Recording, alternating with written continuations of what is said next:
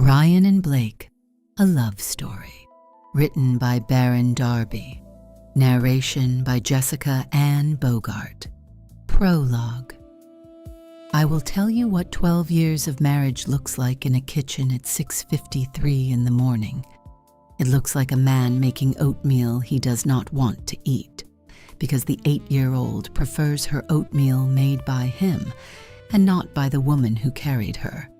It looks like the woman setting 4 lunch boxes on the counter in a row and looking at them with the same satisfaction another woman might feel looking at a finished painting.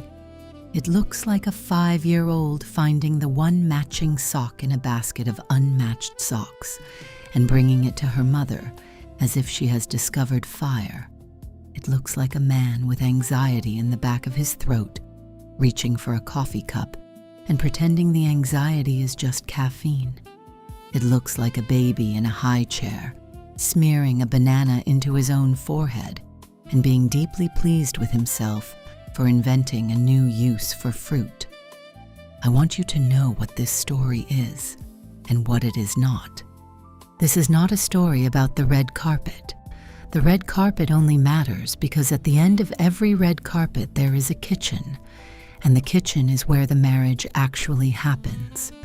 This is not a story about fame, although fame keeps showing up at the door like a salesman who will not take the hint.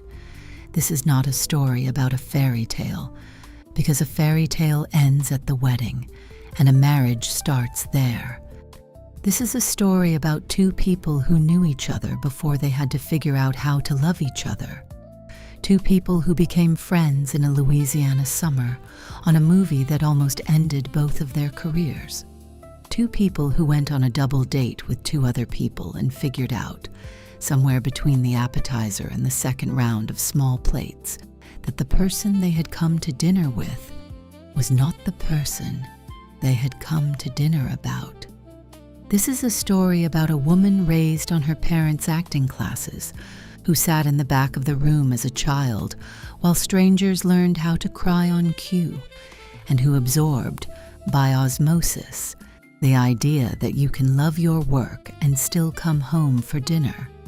This is a story about a man raised in a Canadian kitchen with 3 older brothers and a father who had been a Royal Canadian Mounted Policeman, a man who learned that humor is faster than a fist, and that if you make the room laugh first, the room cannot hit you. This is a story about a man who lost the father he had complicated feelings about 2 months after his first daughter was born, and who decided, in that grief, that he would be a different kind of father, and who has, in front of the whole world and with the whole world watching, kept that promise.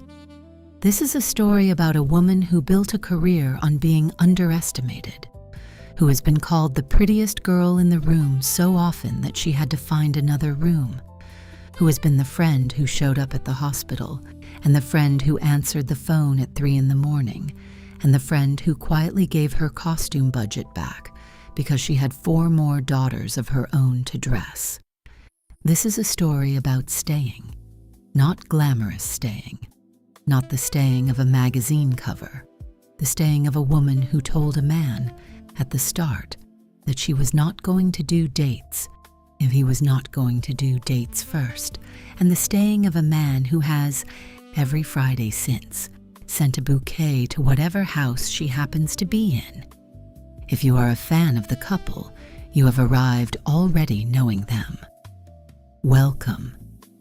Settle in. There is a chair for you here. If you are a stranger, if you have never seen a Deadpool film and could not pick a Gossip Girl out of a lineup, welcome to you too. There is a chair for you. The story is the same in either chair. The question the story is answering is the only one worth answering. Can 2 famous people, married young by Hollywood standards, with children and businesses and lawsuits and dead fathers and a Welsh soccer team, choose each other on purpose on Friday after Friday for the rest of their lives? I will tell you what I think the answer is. Liking each other was the spine. A word before. This book is inspired by publicly available material about real people.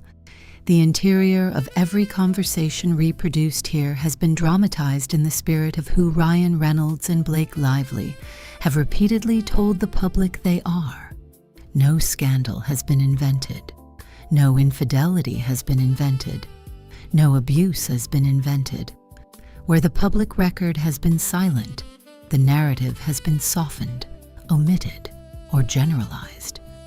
Every direct quote in this book that is attributed to a real public moment was sourced from a dated public record interview, award speech, podcast appearance, or social media post by the principals themselves. Every other interior moment is the writer's reverent imagining of what a kind man and a kind woman, who have each said in many ways and for many years that they like each other, might say to each other when the cameras are off. Welcome, Part 1, Before. Chapter 1. Blake, the girl raised in the back of the room. I want to start with a folding chair, because everything I know about how to be a person started in a folding chair. The folding chair was at the back of an acting class in Burbank. My father taught the class. My mother had registered the students and collected the checks and ordered the coffee and labeled the coffee cups in her own handwriting because she did not believe in plain styrofoam. I was 4. I had a juice box. I had been told, very clearly, that I could sit in any chair I wanted as long as I did not interrupt. I picked the chair at the back, against the wall, where I could see the whole room without anyone seeing me. That is where I learned to watch. I watched a man in his 30s cry on cue and then forget how to stop. I watched a woman in her 50s who had come to the class because her marriage was failing, do a monologue about a marriage that was failing, and then walk to her car and get in and put her hands on the wheel and not turn the key for 40 minutes. I watched my father, who is now on the public record as a kind man, and on my private record as the kindest, kneel down in front of an actor who could not get a scene right and say something so quiet I could not hear it, and the actor's whole body changed.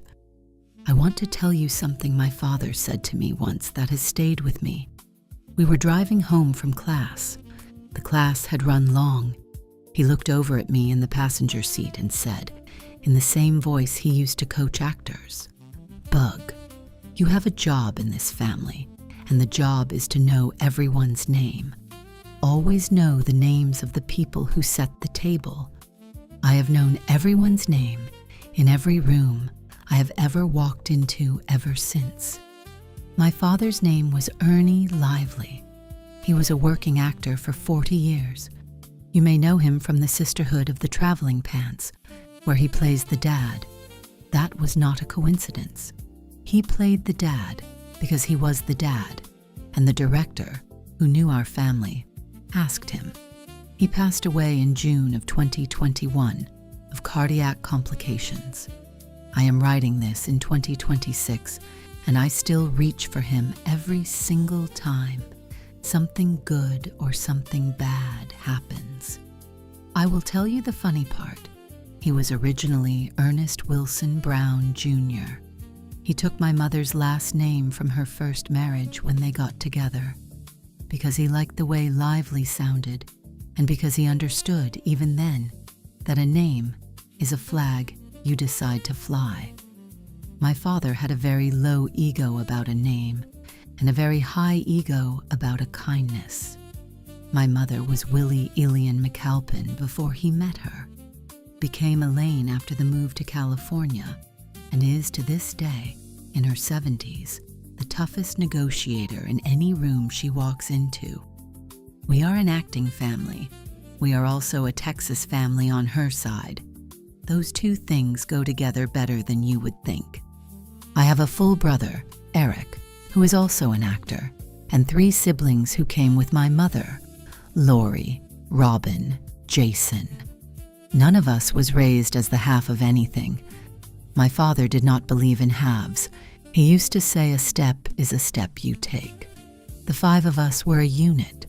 We are still a unit. I was born on August 25th, 1987. I had a juice box phase, a horse phase, a thank you card phase that I never grew out of, and a year of high school I do not love to talk about because I was teased mercilessly for being tall. I went to Burbank High. I grew up to be 5'11" in flat shoes. The teasing did me a favor I did not understand at the time.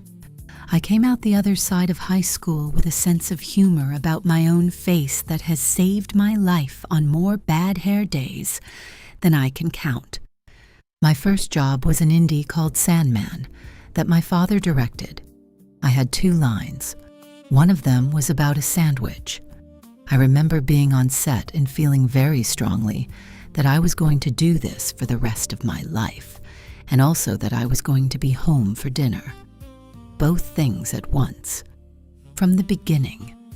That is the version of me that has not changed and will not change. Then there was the sisterhood of the traveling pants. I played Bridget. I was 17. We shot in Vancouver and Mexico. I learned on that movie that the job of being on a movie is mostly waiting, and that the friends you make in the waiting are the ones who are still your friends in 20 years. America Ferrera, Amber Tamblyn, Alexis Bleedle. Those 4 girls became 4 sisters. We went to each other's weddings. We held each other's babies. We have a group thread that has never gone 24 hours without a message in 19 years. I want to be honest with you about Gossip Girl, because the public has its own theory of Gossip Girl, and the theory is not exactly the truth. I auditioned for the part of Serena Vander Woodson on a Tuesday in 2007, and I started shooting in New York within a few weeks. I was 19. I had grown up in Burbank. New York was a city I had visited the way you visit a museum. I did not understand the subway. I did not understand winter. I did not understand the level of attention that arrives the day after the show airs. The day before the pilot, I was a girl on a sidewalk. The day after, I was a girl on a sidewalk with 5 photographers in front of me. That is not a complaint. It is a fact. It happened in 24 hours. There is no graduate school for that. I dated my co-star Penn Badgley for 3 years, from 2007 to 2010. He was, and is, a good man. Our relationship ended for the reason most relationships at 23 end. We were not the same people at the end as we had been at the beginning, and we were not going to grow into the same people.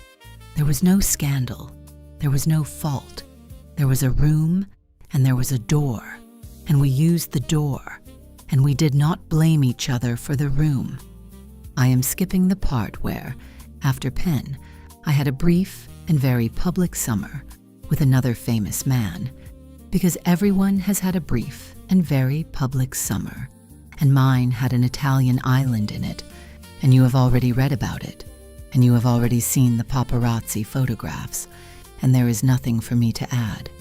I will say only that a summer is a summer, and a summer is not a marriage, and at 24, I knew the difference. In late 2010, I got a phone call from my agent. There was a Warner Brothers project, big budget, big swing, comic book adaptation. They wanted me to fly to Louisiana to read for a part. The lead had already been cast. The lead was a Canadian man named Ryan Reynolds. I had heard of him. I had seen 2 guys and a girl. I had seen Definitely, Maybe, which I had liked. I had seen more recently a film called Buried, which I had liked very much, in which a man is buried in a coffin for 90 minutes, and the coffin is the entire movie. I told my agent, sure, I will read for it. I will tell you something I did not tell anyone at the time. I knew, on the plane to Louisiana, that nothing was going to happen between me and Ryan Reynolds. I knew it because the timing was wrong. I knew it because I had just come out of a relationship I cared about, and was not in the market for another one. I knew it because he was, at that exact week, in the news as a very married man. I knew the way you know that the milk in the fridge is not going to make you sick. I had no internal flag up. I was a girl going to Louisiana to do her job. The plane landed. The car picked me up. I walked onto a soundstage in late spring of 2010 with my Carol Ferris audition pages in my hand. There was a man in the corner of the stage in a green motion capture suit. He had a coffee in one hand and a phone in the other. He was talking to someone in a way that suggested the conversation was already 2 hours old. He looked up when I walked in. He smiled the way men in Vancouver smile, which I did not know yet was the way men from Vancouver smile, and he said, in a voice that was somehow both tired and welcoming, "Hi, I'm Ryan. I am sorry I look like a Christmas decoration." I laughed. I want you to remember that laugh. It is the laugh of a girl who has not yet realized that the man making her laugh is going to be the father of her 4 children. The laugh is, retroactively, the most important laugh of my whole adult life. At the time, it was a laugh of a tired traveler at a tired joke. That is the part of the love story you cannot put in a movie. The most important moment is the one you do not notice. I read with him. He was generous on tape. He fed me lines. He made jokes about how bad the lines were, in a way that made the lines easier to deliver. The director liked me. I got the part. I went home to Los Angeles. I packed for Louisiana. I did not, in any way, pack for a marriage. What I want you to know, because it took me years to know it, is that the front part of love is not love. The front part of love is liking. The front part of love is a person being kind to you for no reason, on a soundstage in Louisiana when you have just walked off a plane. The front part of love is a man who could be impatient and is not. The front part of love is a person being himself at 4 in the afternoon, and again at midnight, and again at 6 the next morning, and the same self showing up every time. The front part of love, I would learn, was the spine. Chapter 2. Ryan, the boy on the floor of a Vancouver kitchen. I want to start in a kitchen too, because Blake's kitchen has folding chairs and oatmeal, and my kitchen, the original one, the one I am still untying after 50 years, had a linoleum floor and a fluorescent light, and 4 boys who outweighed me by 40 pounds each. I am the youngest of 4. There is Jeff, there is Terry, there is Patrick, and there is me, the one they used to call the smallest. Jeff is 6 years older. The math of brothers is the math of weight. By the time I was old enough to say a sentence, the 3 of them had a combined 100 pounds of leverage on me. And they were a pack, and the pack moves the way a pack moves, which is together. You cannot fight a pack. You can be funny at a pack. The pack respects funny. The pack does not respect a punch from a kid who has not yet had his growth spurt. I learned, before I had words for it, that humor is faster than a fist. That has been the founding insight of my professional life.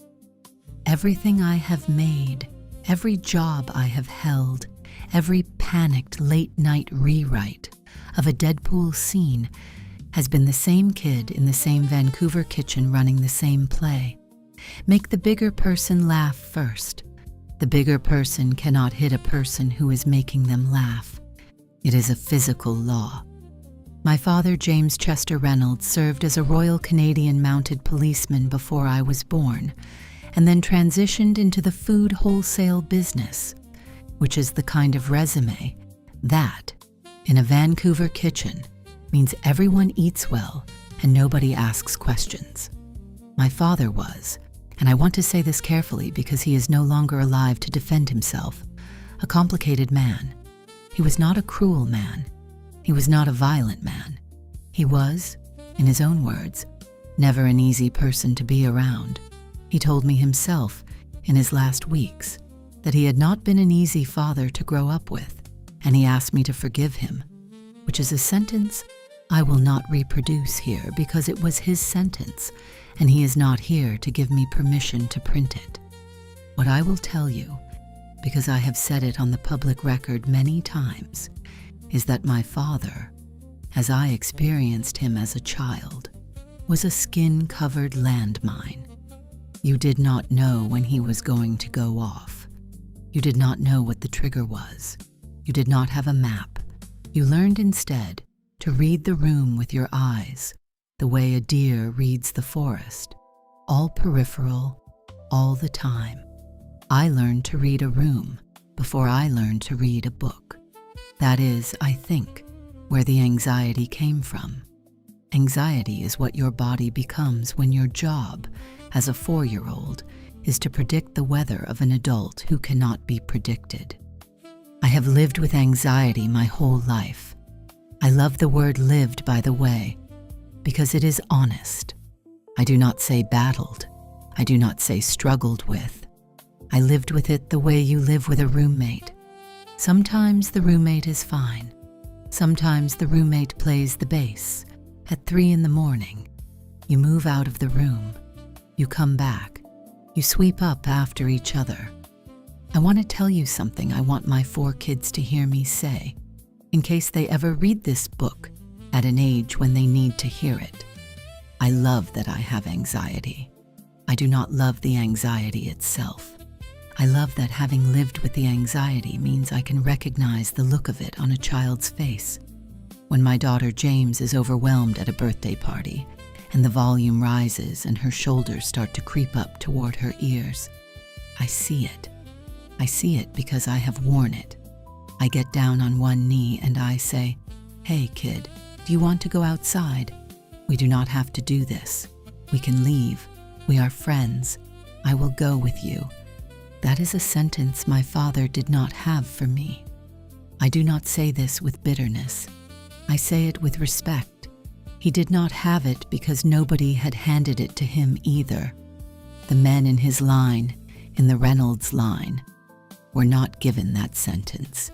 He got us a long way without it. He bought a house on a foods wholesale salary in a city that has never been cheap. He raised 4 boys. He died at home. Those are not small accomplishments. Those are accomplishments the size of the rest of the man's life. The brothers protected me. I want to say that out loud. Jeff and Terry and Patrick, 3 older brothers who, when the room got loud, somehow ended up between me and the loud part of the room. I did not always notice it as a kid. I notice it now, as a man looking at footage in his head from 40 years ago. There they are, 3 older brothers, putting their bodies between their little brother and a kitchen that did not always cooperate. I owe them my life. I have told them all that separately, in person, as adult men. They each got embarrassed and made a joke about it. We are Reynolds brothers. We make jokes about it. That is the genre. I started acting at 15 because a Vancouver casting director, who had seen me in a high school play, hired me for a Canadian teen show called Hillside. The pay was modest. The catering was generous. The job consisted primarily of pretending to be a slightly handsomer version of myself for hours at a stretch, which after 15 years of pretending to be okay in the kitchen was a transferable skill. I worked steadily through my late teens. I moved to Los Angeles in my early 20s. I got the part on 2 Guys and a Girl in 1998.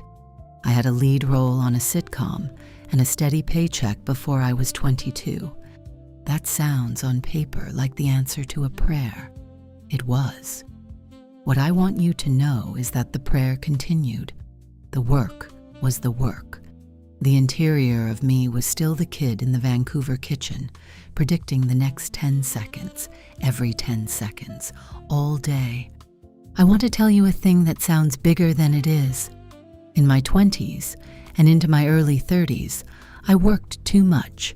I overworked the way some people overdrink. I overworked because the body of a person with anxiety, given a free Saturday morning, will not relax. The body of a person with anxiety, given a free Saturday morning, will fill the morning with 7 projects, 3 phone calls, and a 2-hour spiral about a thing that happened on a movie set in 2003.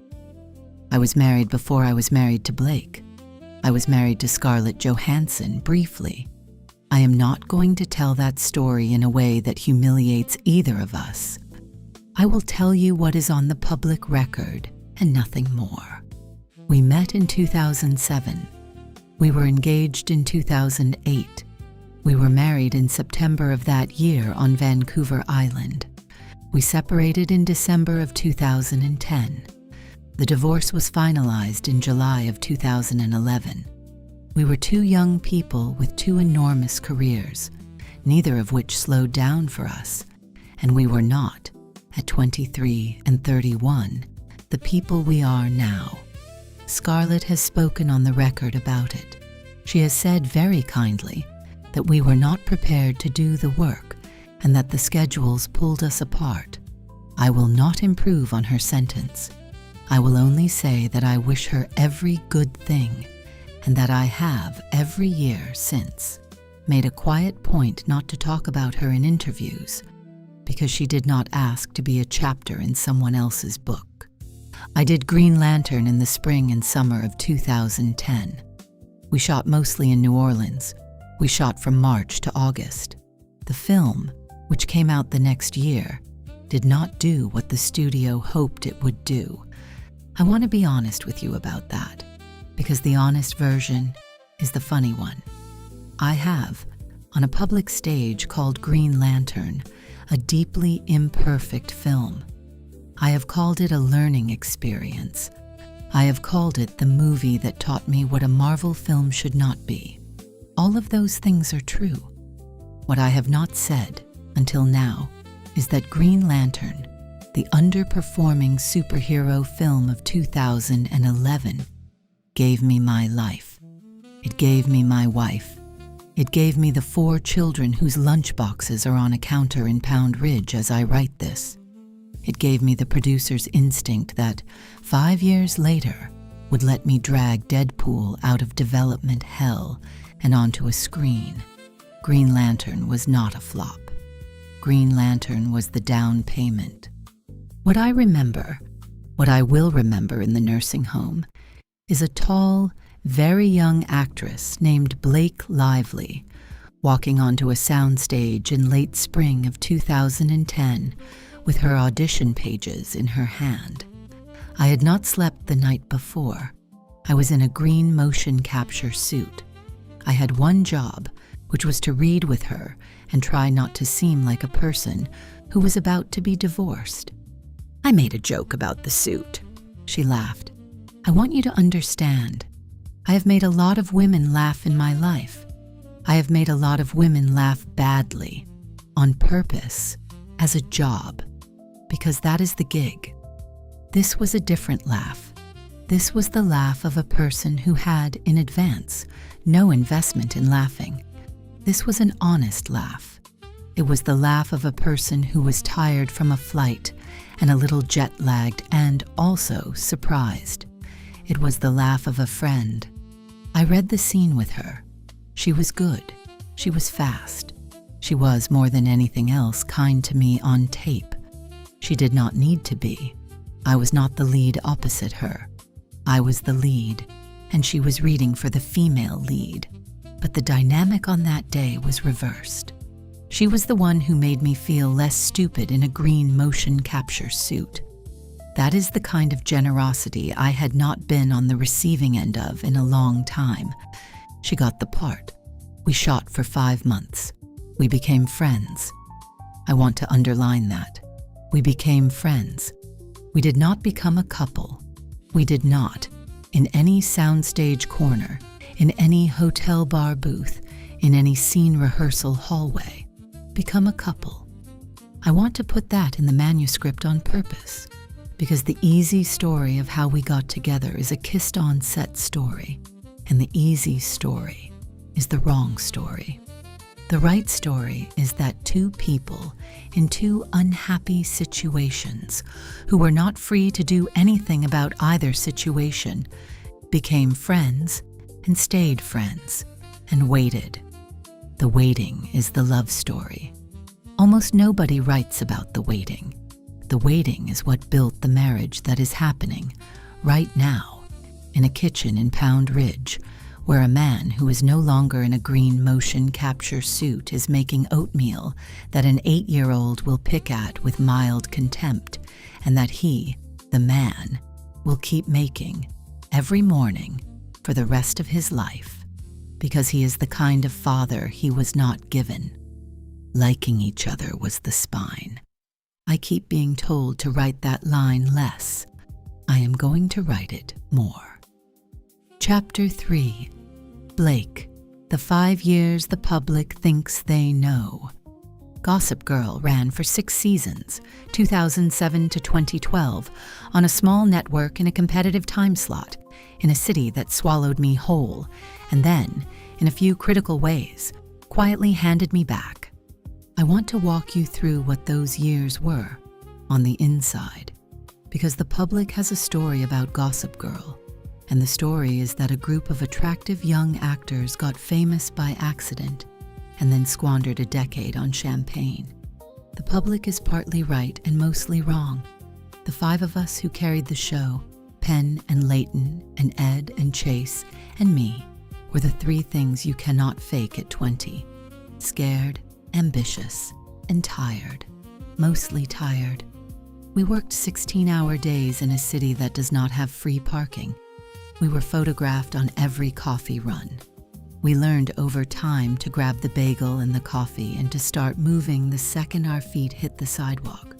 Because if you stopped to count change, the photographs got worse. I learned the city through the show. I learned the Upper East Side because the show was set there and we were always there.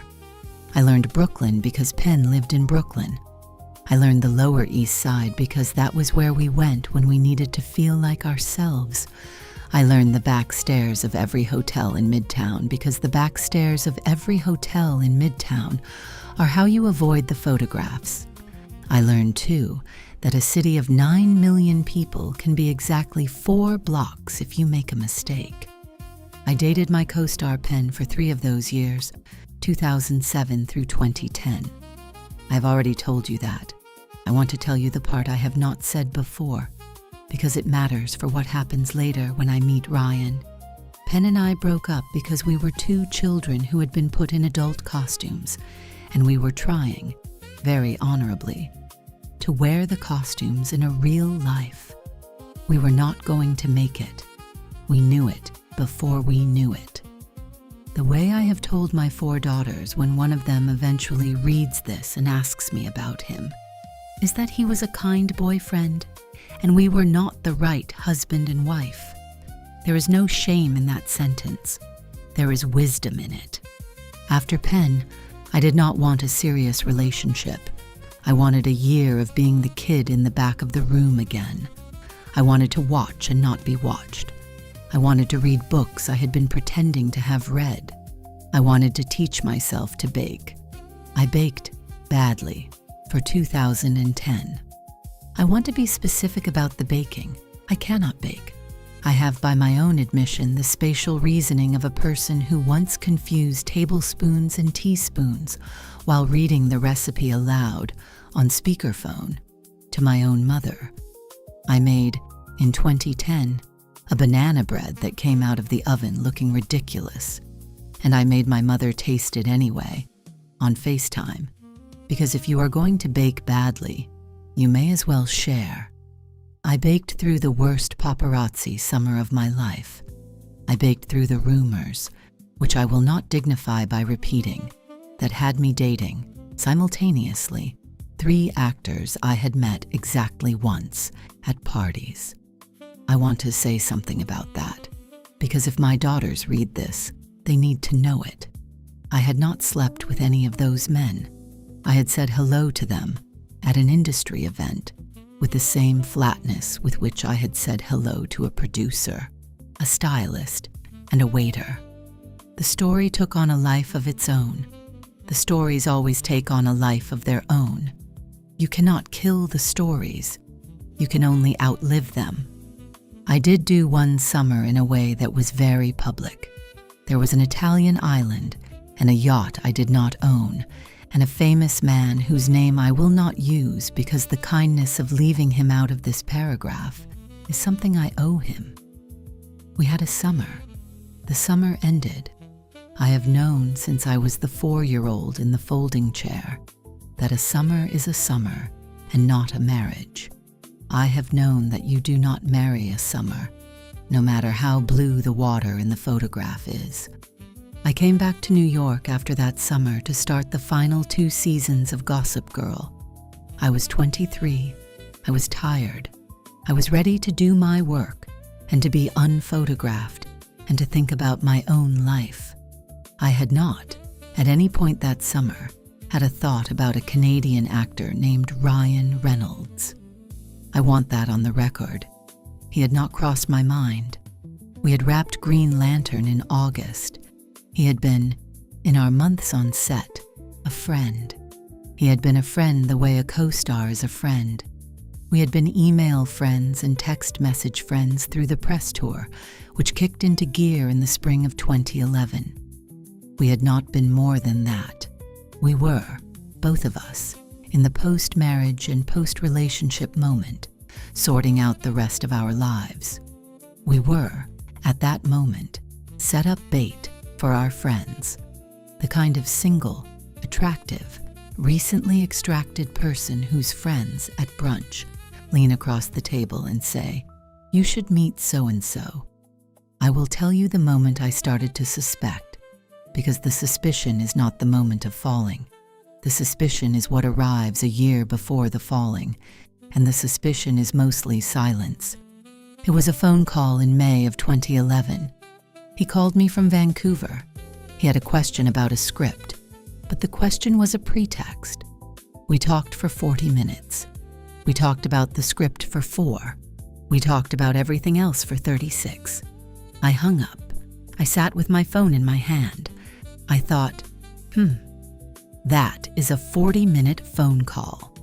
I did not tell anyone about the phone call. I did not need to. The phone call was a piece of evidence I was filing, in private, for a case I was not yet building. I knew, the way you know something, that the phone calls were going to keep happening. The phone calls were going to keep happening because both of us had finally stopped the dating that was exhausting us, and both of us had finally started the talking that was not.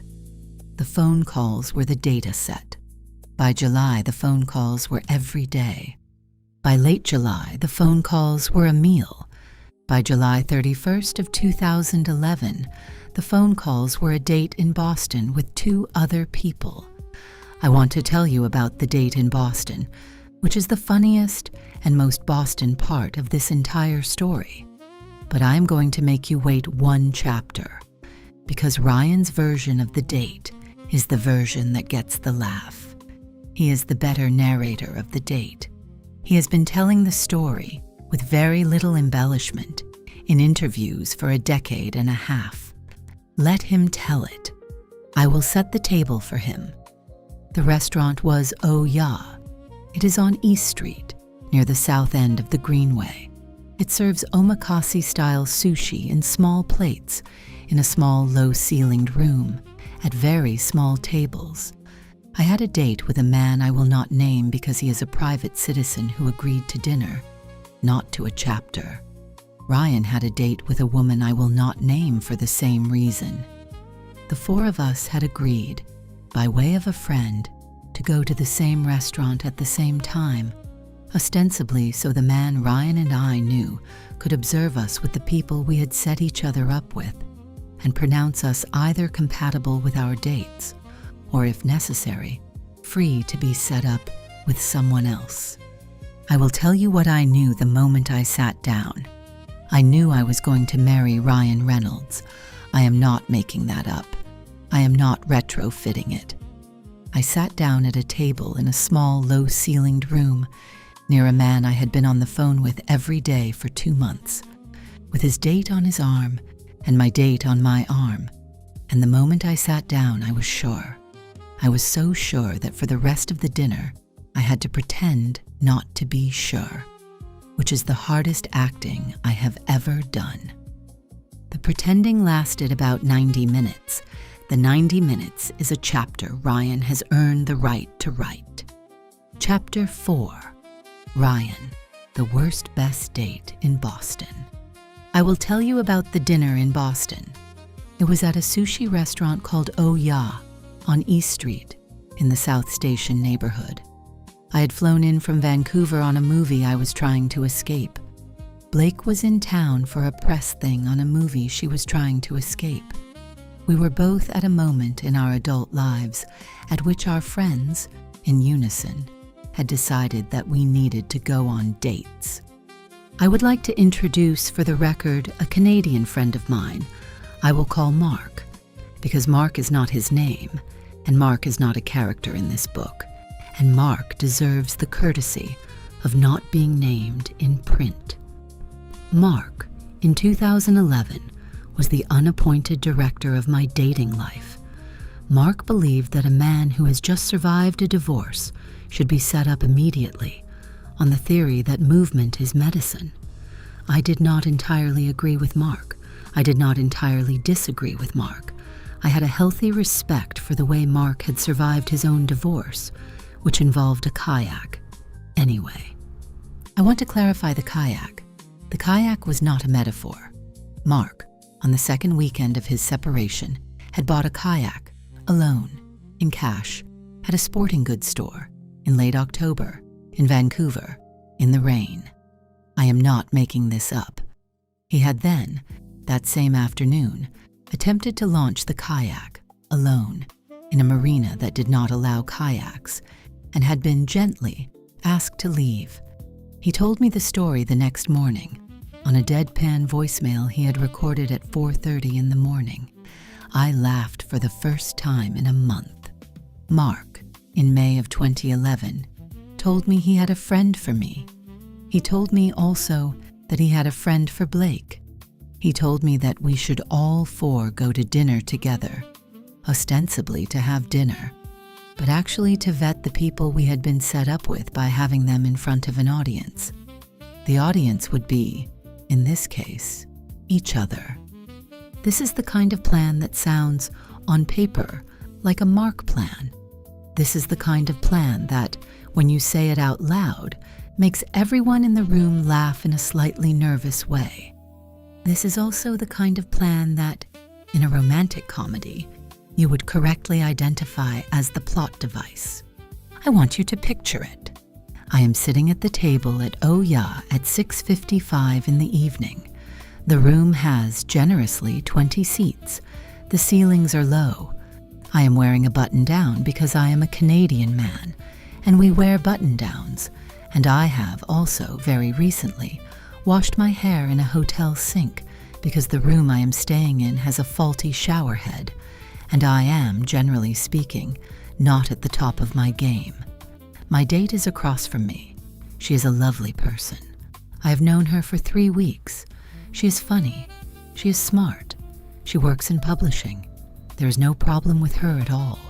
The problem, if it can be called a problem, is that the front door of the restaurant is now opening and Blake Lively is walking in. I want to tell you something about the way light works in a small, low-ceilinged restaurant. The light, when Blake walked in, did the thing the light is not supposed to do. The light, somehow, found her. I am not making that up. I have made bad metaphors my whole career. This is not a metaphor. The light, in a restaurant lit by 20 hanging Edison bulbs, found Blake Lively the moment she came through the door. I would like to attribute this to something other than the moment, but I cannot, in good conscience, attribute it to anything other than the moment. She came in with her date. I want to underline what I just said. She came in with her date. I sat there, across from my own date, and watched Blake Lively walk into a sushi restaurant in Boston with another man. I watched the host show them to a table 6 feet away from us. I watched her say hello to me with the carefully neutral nod of a co-star. I watched her sit down. I watched her order water. I watched her read the menu in the way she reads menus, which is the way a person reads a menu when the person has been raised by a pair of acting coaches and has, therefore, learned to fully embody the activity of reading a menu, which she did for slightly too long because she was avoiding looking at me. The dinner went for 90 minutes. I will tell you what I remember. I remember a wine list I did not look at. I remember a piece of fish I did not taste. I remember saying something to my date that I think was meant to be amusing, and which she received with the dutiful smile of a person who has noticed, in the way humans always notice these things, that the person across the table is not really there. I remember Blake's date saying something I could not hear at a volume that was, at that proximity, slightly louder than necessary. I remember thinking, who is this man? I remember thinking, I have nothing against him. I remember thinking, I am extremely glad he is 6 feet away and not next to me, because if he were next to me, I might say something to him that I would regret. I remember mostly fireworks. The fireworks were not, you understand, between me and my date. The fireworks were across the aisle. The fireworks were across the aisle the entire dinner. The fireworks were so big and so audible that I was certain my date could see them, and I was certain Blake's date could see them, and I was certain the host of the restaurant could see them, and I was certain the dishwasher in the back of the restaurant, who had no view of either table, could see them. The fireworks were, by the salad course, a small event in Massachusetts state history. The fireworks were a thing. What I want to say, because it is the part of the story that has the moral, is that nothing happened. We did not switch dates. We did not, mid-meal, do a thing where the 4 of us excused ourselves and reappeared in different combinations. We did not, I cannot stress this enough, behave badly. The 2 people we had come with were themselves real people, with real days that they had cleared in their own real calendars. We owed them dinner. We finished dinner. Blake stood up. Her date helped her with her coat. They walked out the door of Oya, and the 4 people who had walked into Oya walked out of Oya in the same combinations they had walked in. What had changed was the chemistry of the room. I want to be very clear about something. I went home from that dinner with the woman I had come with. I will not tell you what I did or did not say to her in the cab home, except to say that I told her, with as much grace as I could muster, that I was not ready to date and that I was profoundly grateful for her company. She was, herself, profoundly gracious about it. She is, to this day, a person I think of with great affection. I wish her, every year on her birthday, many good things.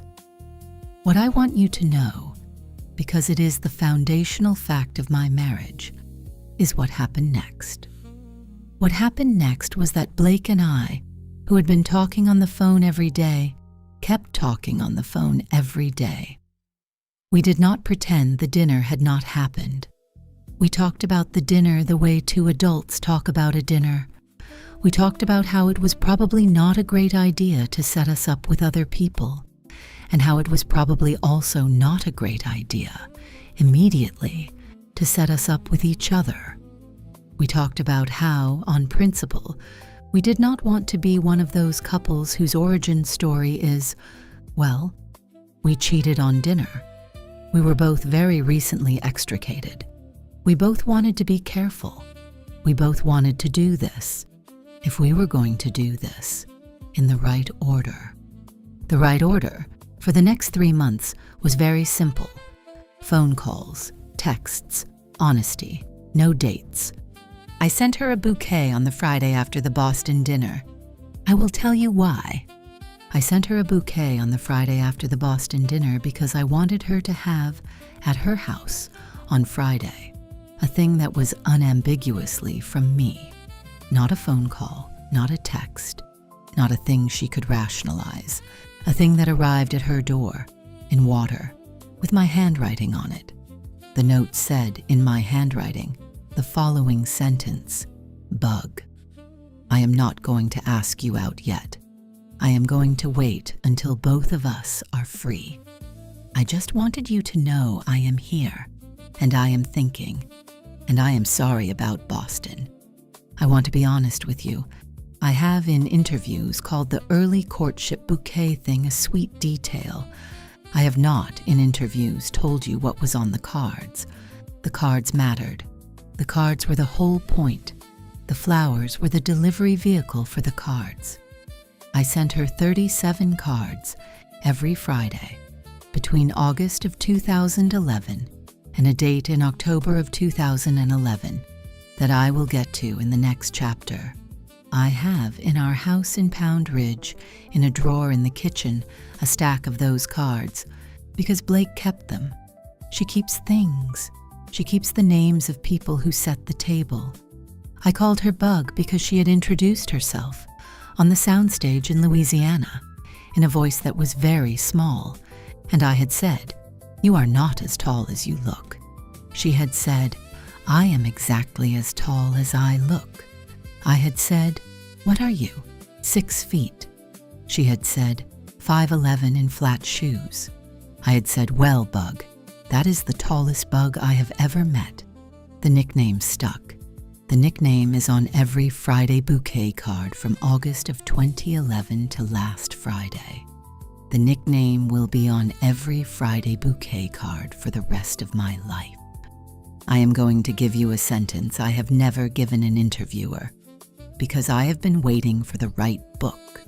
The dinner in Boston, the worst, best date of my life, was the moment I knew. The moment I knew was not a kiss.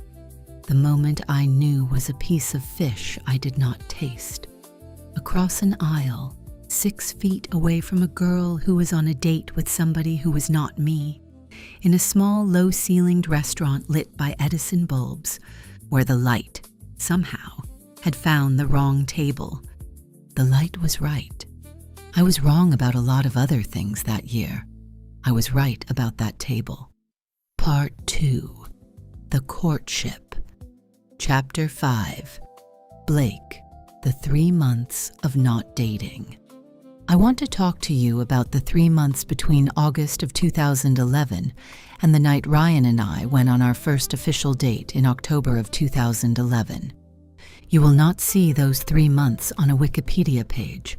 You will not see them in a tabloid.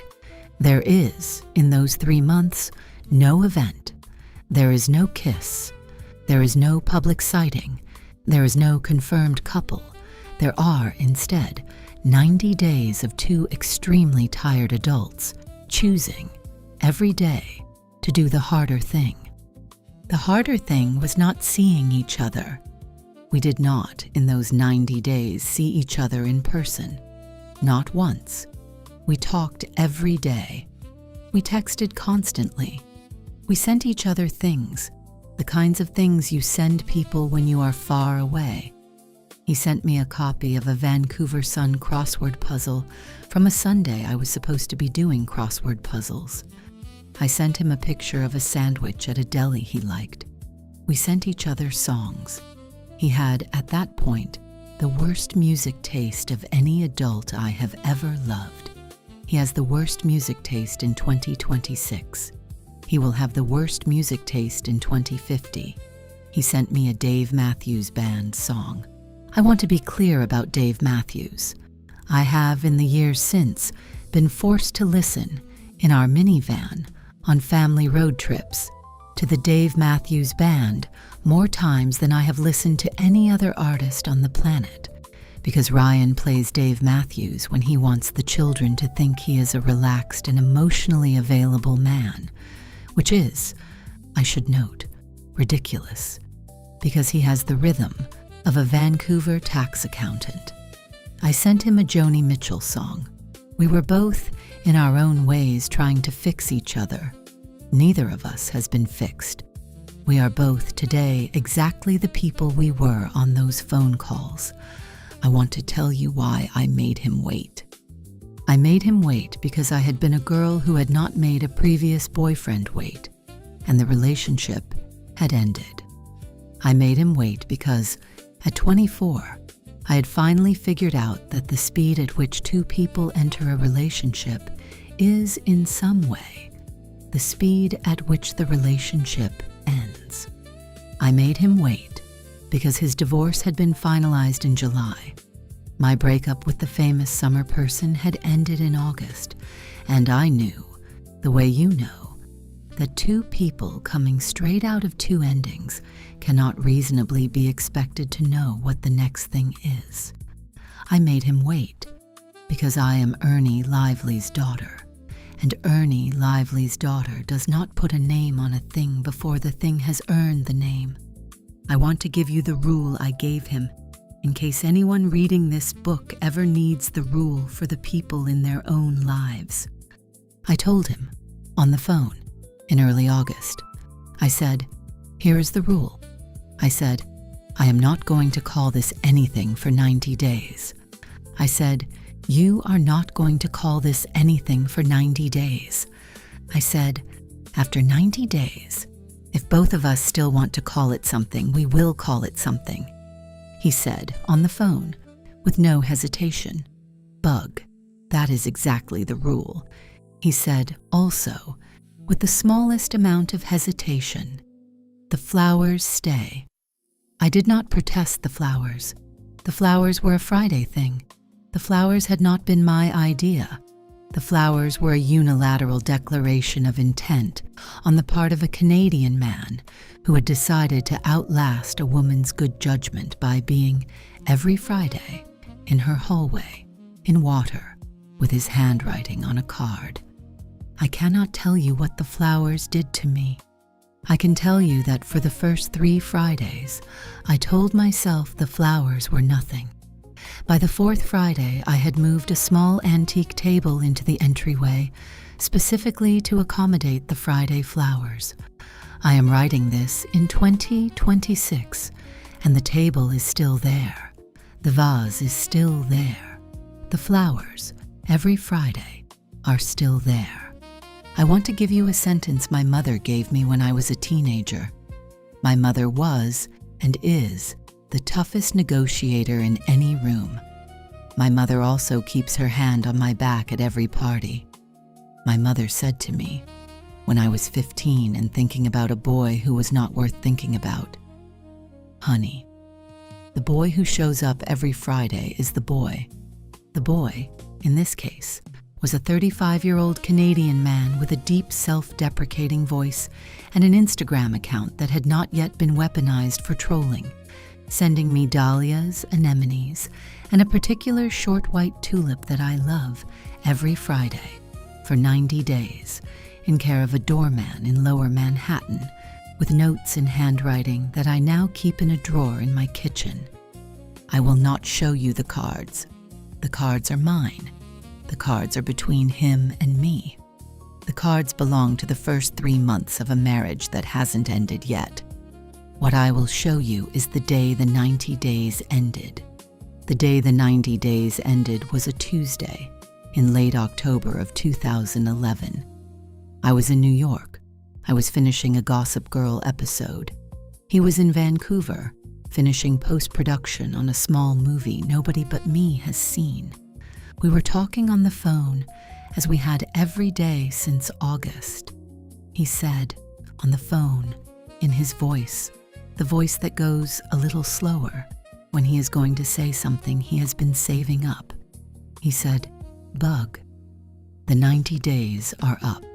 He said, "I would like to fly to New York and take you to dinner." I said, "Reynolds, the 90 days are not up. The 90 days are up tomorrow."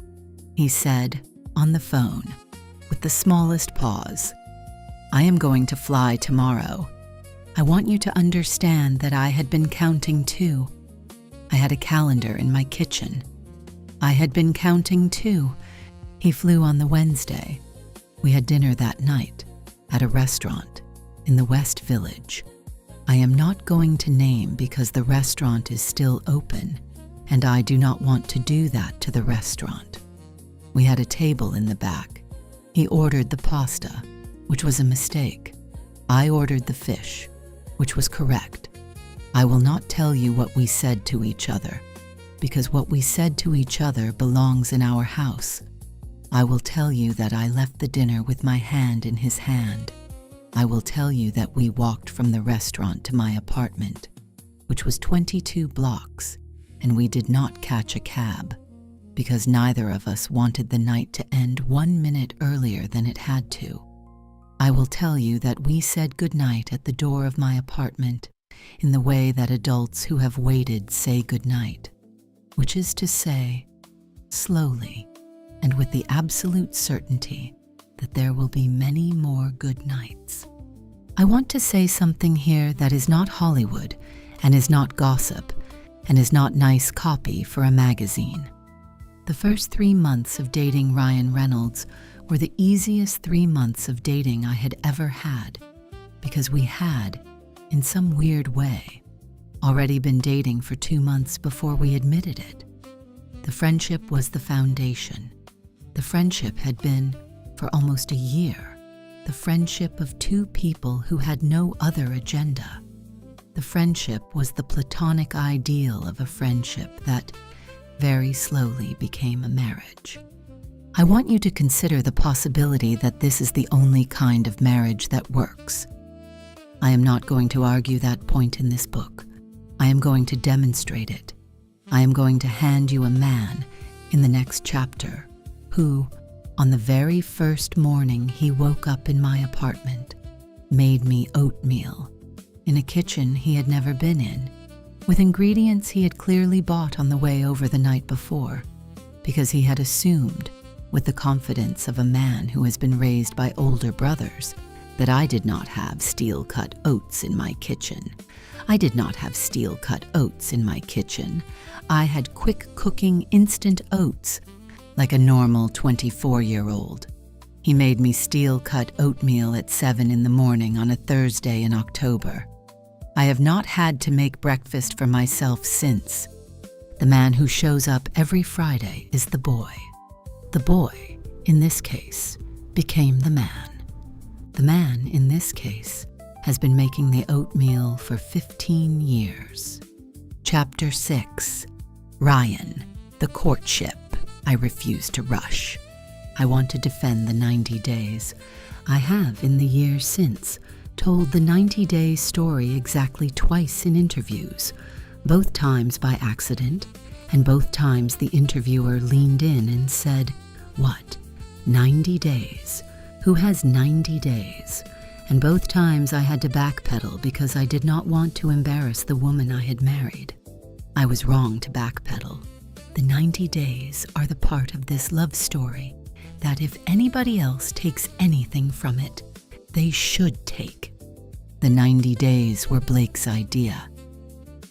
I want to tell you what I want every man under the age of 30 to hear, because this is the chapter at which a younger man, nodding along to a love story, can either learn something or skip ahead.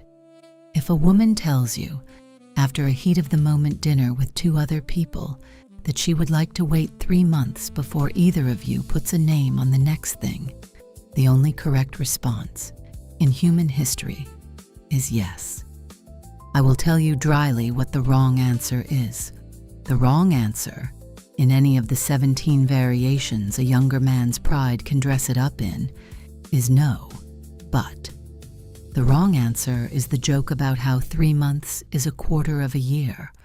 The wrong answer is the Hallmark line about how love does not work on a calendar. The wrong answer is every word that is not the word yes. The right answer is yes. The right answer is yes. The way the right answer is yes. When she asks you to put your phone down at dinner, the right answer is yes. When she asks you to come early to her parents' house, The right answer is yes when she asks you to stay home Friday, because you have been on a plane every Friday for 2 months. The right answer is yes. You do not have to negotiate. You do not have to explain. You do not have to defend the no. You have in your hand a person who is paying attention and who is asking you to pay attention back. You say yes. I said yes to the 90 days because I had, 8 months earlier, done the opposite. I had, 8 months earlier, said the wrong yes to a different question. I had said yes when I should have said wait. I had, in my first marriage, said the yes you say at 23 because you have been asked, and not the yes you say at 33 because you have decided. The two yeses are not the same yes. I do not blame anybody for the first yes. I do not, in any chapter, in any sentence of this book, blame Scarlett Johansson, who is a generous, brilliant, kind person, and who deserves every ounce of the very good life she is, by all accounts, currently leading. I take the blame for the wrong yes. The blame is mine. I did not know what I was doing. I knew what I was doing in the autumn of 2011. I knew what I was doing because Blake told me, every step of the way, exactly what we were doing. Blake is the most articulate person I have ever met. Blake will, at 3 in the morning in a bed in Pound Ridge with a baby on her chest, look at me with no warning and say, here is what I am thinking, in 3 short bullets, and I will, every single time, learn something. Blake's brain, at 3 in the morning, with a baby on her chest, is sharper than my brain at any moment of my professional life. The 90 days were Blake's bullets. The 90 days were also, in some way, a test. I do not mean a manipulative test. Blake does not do manipulative tests. Blake does the kind of test you give a man who has, recently, not been at his best. The test was, in plain English, are you the kind of person who can hold a thing gently for 90 days, or are you the kind of person who has to grab everything in the first 24 hours? I did not grab. I will tell you the secret. I did not grab because I had spent the previous year on a plane. I had spent the previous year doing a press tour for a film that had, by any honest metric, lost the studio money. I had spent the previous year trying to laugh at jokes that were a little too sharp at my expense. I had spent the previous year, at midnight, in hotel rooms, looking at the ceiling and thinking, that, yes, was the wrong yes. And the next yes has to be the right yes. And the next yes is going to take time. I had time. I gave it. I will give you my flight log from August through October of 2011, because the flight log is the love story. In August, I was in Vancouver for 10 days, working with my mother on her house. I did not fly to New York. In September, I was in Atlanta on a movie called Safe House. I was not in any of the scenes. Denzel Washington was in those scenes. I was visiting the set as a friend of the producer. I was not visiting the set to be near anybody else, because nobody else I needed to be near was in Atlanta. I did not fly to New York. In early October, I was in Vancouver for my mother's birthday. I was in the kitchen of the house I grew up in. My 3 older brothers were there. My father was there, in his wheelchair by then, with the oxygen tube he had made his peace with. My mother served pie, because my mother serves pie at every event of any size. I sat at the kitchen counter with my brother Patrick. I told my brother Patrick about Blake. I told my brother Patrick about the 90 days. My brother Patrick, who is, on the public record, the single funniest man I have ever met, looked at me across a slice of pie and said, "Reynolds, are you out of your mind?" He said, "That is the woman." He said also, after a pause, "The woman is going to make you wait 1 more day.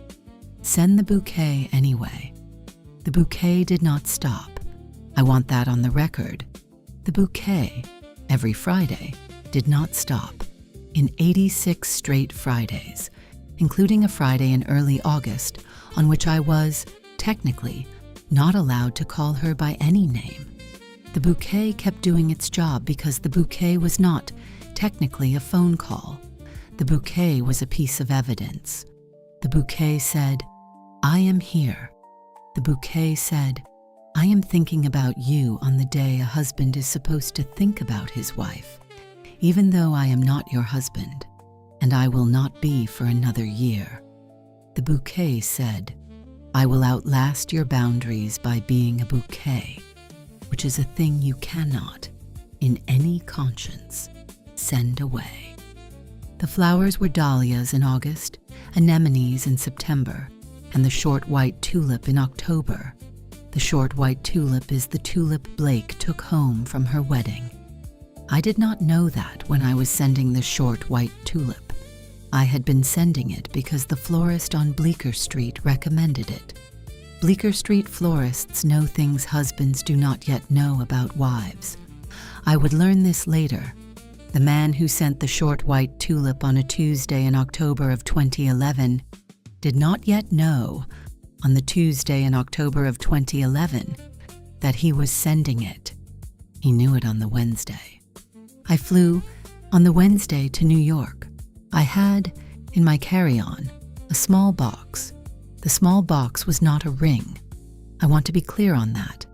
I was not, on the Wednesday, going to propose to a woman I had not yet kissed in this calendar. The small box was a wooden box from a Vancouver carpenter. The box was, and is, on a shelf in our bedroom in Pound Ridge. The box has, inside it, a folded piece of paper. The folded piece of paper has, on it, 2 sentences in my handwriting. I will tell you what the sentences are when she gives me permission, in another book, in another chapter, in another year. I will tell you only that, for the rest of October of 2011, neither of us was on the phone. We were, instead, in the same apartment, in the same room, at the same table, in the same morning, eating the same oatmeal. I had brought my own oats. I had brought my own oats because she had told me, once, in passing, in July, that her kitchen was the kitchen of a person who had not, until then, had a reason to keep oats. I had a reason. Chapter 7. Blake, the yes before the wedding. I want to walk you through the engagement, because the engagement is, in our house, the chapter we tell our daughters when they ask us about it. Our daughters ask us about it because the wedding is the part of the story that does not, in 2026, sit perfectly with us. The engagement is the part we are, both of us, very settled with. The engagement is on solid ground. We were engaged in the spring of 2012. I will not tell you the exact location, because the exact location is, to this day, our spot. I will tell you that it was outdoors. I will tell you that it was on a piece of land that belongs to a friend of his family. I will tell you that I was wearing a sweater I had owned for 10 years and have, every year since, worn at least once. I will tell you that he had been, that morning, very strange. I had been suspicious that morning of his strangeness. I had said, by mid-afternoon, "Reynolds, what is going on?" he had said, in his voice. "Bug, we are going on a walk," I had said. "Are we, on the walk, going to do a thing?" he had said, in his voice. "Bug, we are going on a walk." I said yes, on the walk. I said yes before he asked. I said yes, in fact, the moment he stopped walking. He had stopped walking because he had reached the spot. I had stopped walking because he had stopped walking. I had said, before he could open his mouth, "Reynolds."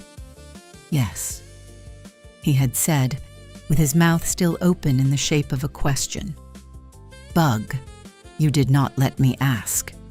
I had said, "Reynolds, I have been answering the question for 10 months.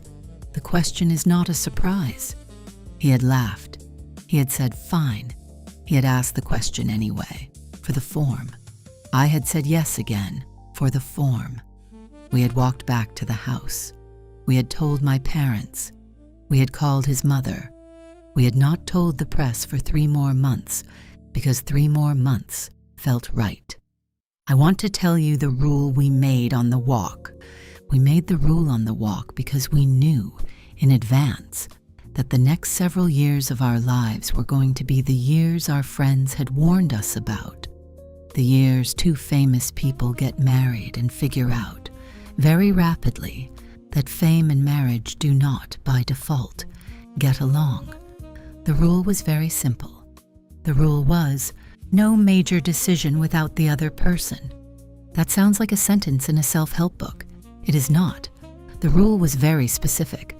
The rule was, no movie role, no business deal, no real estate purchase, no interview commitment, no public gesture, no apology, no donation, no party, no friendship, no public falling out, no public reconciliation was going to happen without the 2 of us, in a kitchen, with the door closed, talking about it first.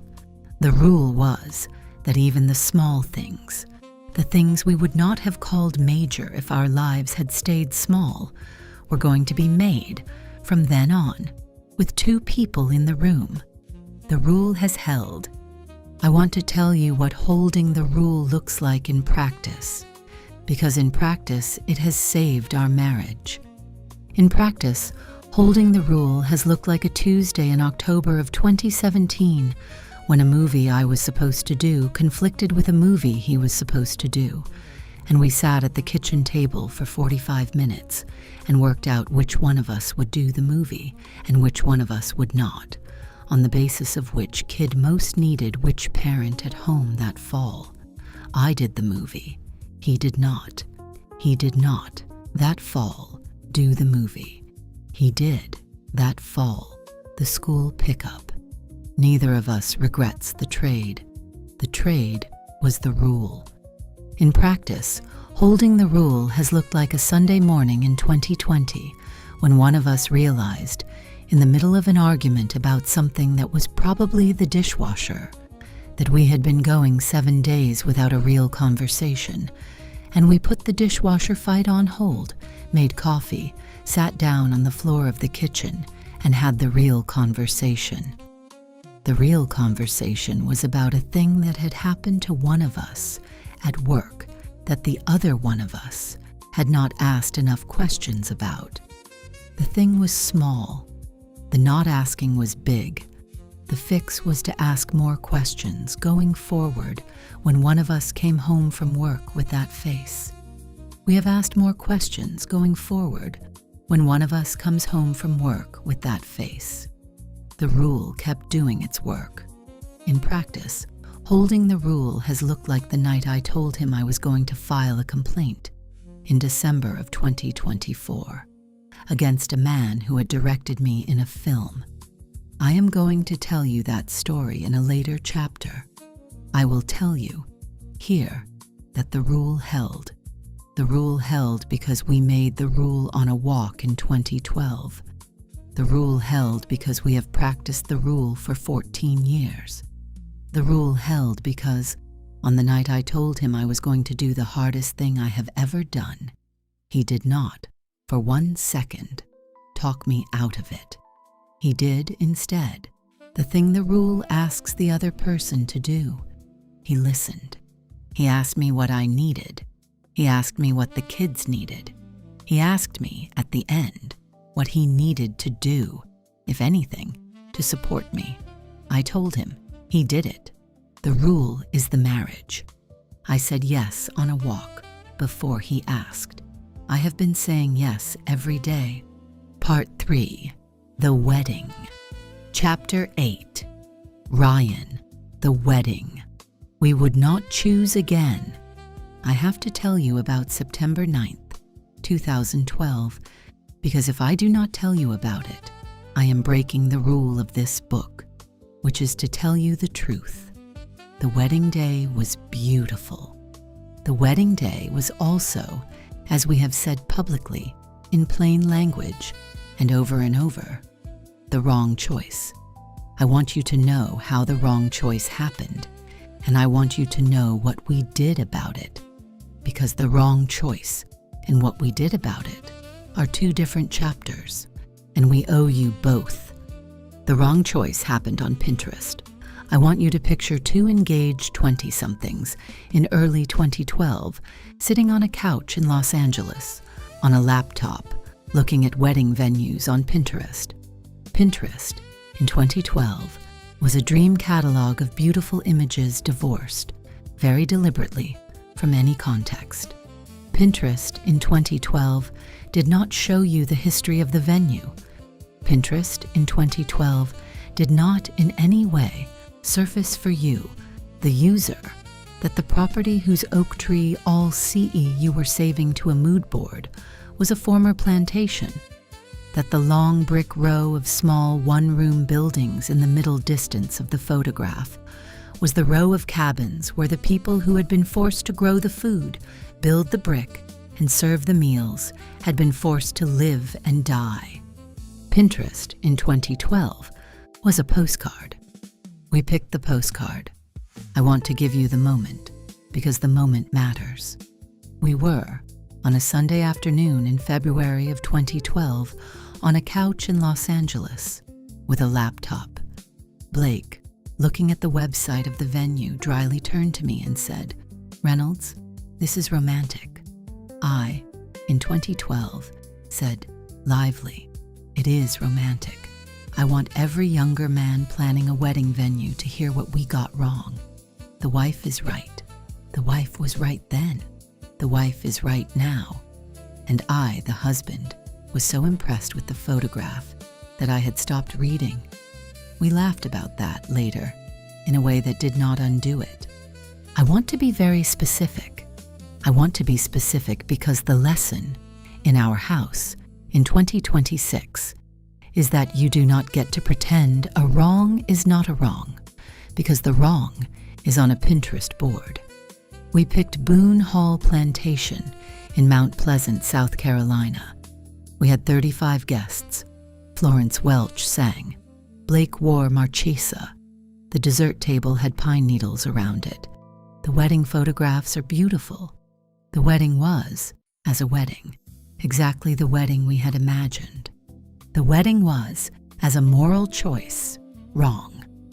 I want to give you my own sentences on this. I have given the sentences in interviews. I want to put them in the book that bears my wife's name, because in our house, when we are wrong, we put the wrong on the record where we put the right. The wedding was wrong because it was not the kind of choice a man and a woman of our means and our access and our research time can claim with a straight face to have made by accident. The plantation was a plantation. The plantation has a row of cabins. The plantation does not hide the row of cabins. The plantation tells you, on a tour, the history of the row of cabins. We did not take the tour. We took the postcard. The postcard told us nothing. The postcard told us, instead, that there were oak trees. The postcard did not tell us that the oak trees had grown for 150 years on the suffering of human beings whose names, even now, are not all known. What I am telling you is that we, two adults, did not do the work. I am telling you that 8 years later, in 2020, in the middle of the worst summer of public reckoning the United States has had in my lifetime, my wife and I sat down at our kitchen table in the house in Pound Ridge with our 4 children at school and wrote, together, a public statement. The public statement said, in the language we have not changed in the years since, that we were deeply and unreservedly sorry. The public statement said it was impossible to reconcile what we had seen on Pinterest with what we had, after the fact, scene of the actual property and its actual history. The public statement said we had failed to do the work. The public statement was a public statement. The private cost was a private cost. I want to tell you the private cost, because the private cost is the part of the story your tabloid is not going to print. The private cost was that, for the next year, every time anybody asked us about the wedding, we had to answer with the version of ourselves we had become, not the version of ourselves we had been. The private cost was that we sat down with our oldest daughter, James, when she was old enough to understand it, and explained it to her, in plain English, before she heard about it from somebody else. The private cost was that we made a household rule. The household rule is, when you find out a thing you did not know, you do something about it. You do not pretend it never happened. You do not let it sit there. The household rule is part of the marriage, the same way the no major decision rule is part of the marriage. The household rule has been tested. The household rule, on the day Blake told me, in my late 30s, that I had been making a small joke about a friend of ours that the friend did not actually find funny, made me, that night, write the friend a letter. The household rule has done, since 2020, the thing you would hope a household rule would do. I want to come back to the wedding, because the wedding is not just the venue. The wedding is, also, the bride. The bride was wearing a Marchesa gown that Blake, who has thought a lot about this, would also probably not choose again, because of separate things that came out, in the years after, about the people behind that label. I am not going to put my wife's contemporary thinking in her mouth, without permission. I will say that on the actual night of September 9th, 2012, the bride was the most beautiful woman I had ever seen. The bride was also 25. The bride had been, at that point, my official girlfriend for less than a year. The bride looked at me, in the moment of the vow, in a way that has happened only one other time in my life. The other time was the moment, 2 years later, that the doctor put our first daughter on her chest. I will tell you what the bride said to me in the moment after the vow, because the bride has given me permission to say this. The bride said, in her voice, in a half-whisper, "Reynolds, do not blow it. I have every day since tried not to blow it. I have every day since said the same prayer my brother Patrick taught me, the prayer he taught me on a kitchen counter in Vancouver in 2011, the prayer that is a Reynolds Brothers prayer and not a religious prayer and not a Vancouver prayer and not anybody else's prayer. The prayer is, okay, here we go, do not blow it. I have, in the years since, said the prayer at the doors of delivery rooms. I have said the prayer at the start of the press conference, at which we announced we were buying a Welsh soccer team. I have said the prayer at the start of every Deadpool premiere. I have said the prayer at the start of the call I made to my brothers in October of 2015, when I had to tell them, before anybody else, that our father had been moved into hospice care. The prayer is the spine. The prayer is also in the front matter of every Friday bouquet card. Chapter 9. Blake, the first year of marriage. I want to tell you what nobody tells you about the first year of marriage to a famous man. Nobody tells you that the first year of marriage to a famous man is mostly about closing a door behind the famous man. The famous man, in this case, was already on a plane the morning after the wedding. The famous man was on the plane to a movie set in London. I was on a plane to a different movie set in Rhode Island. We had, between the wedding and Christmas of 2012, fewer than 20 days under the same roof.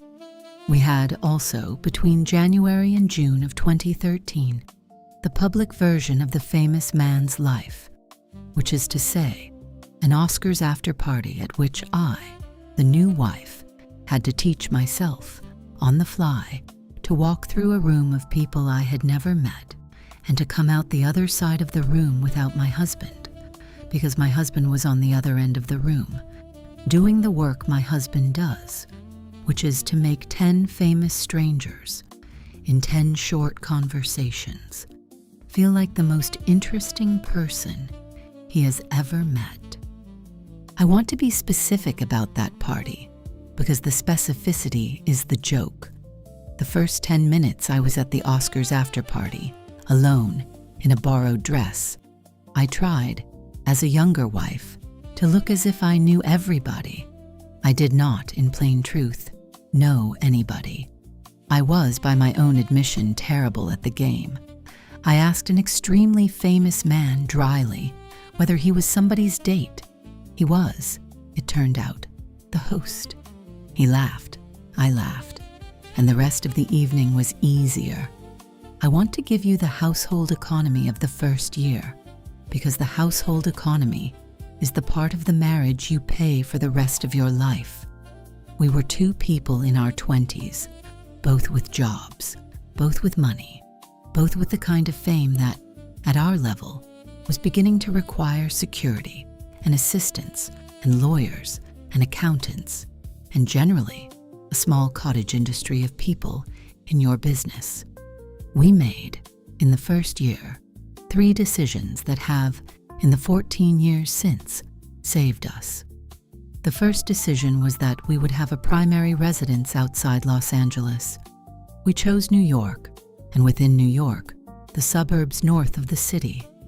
We bought a Bedford house in 2012 and moved to a Pound Ridge house, which we still live in 2013.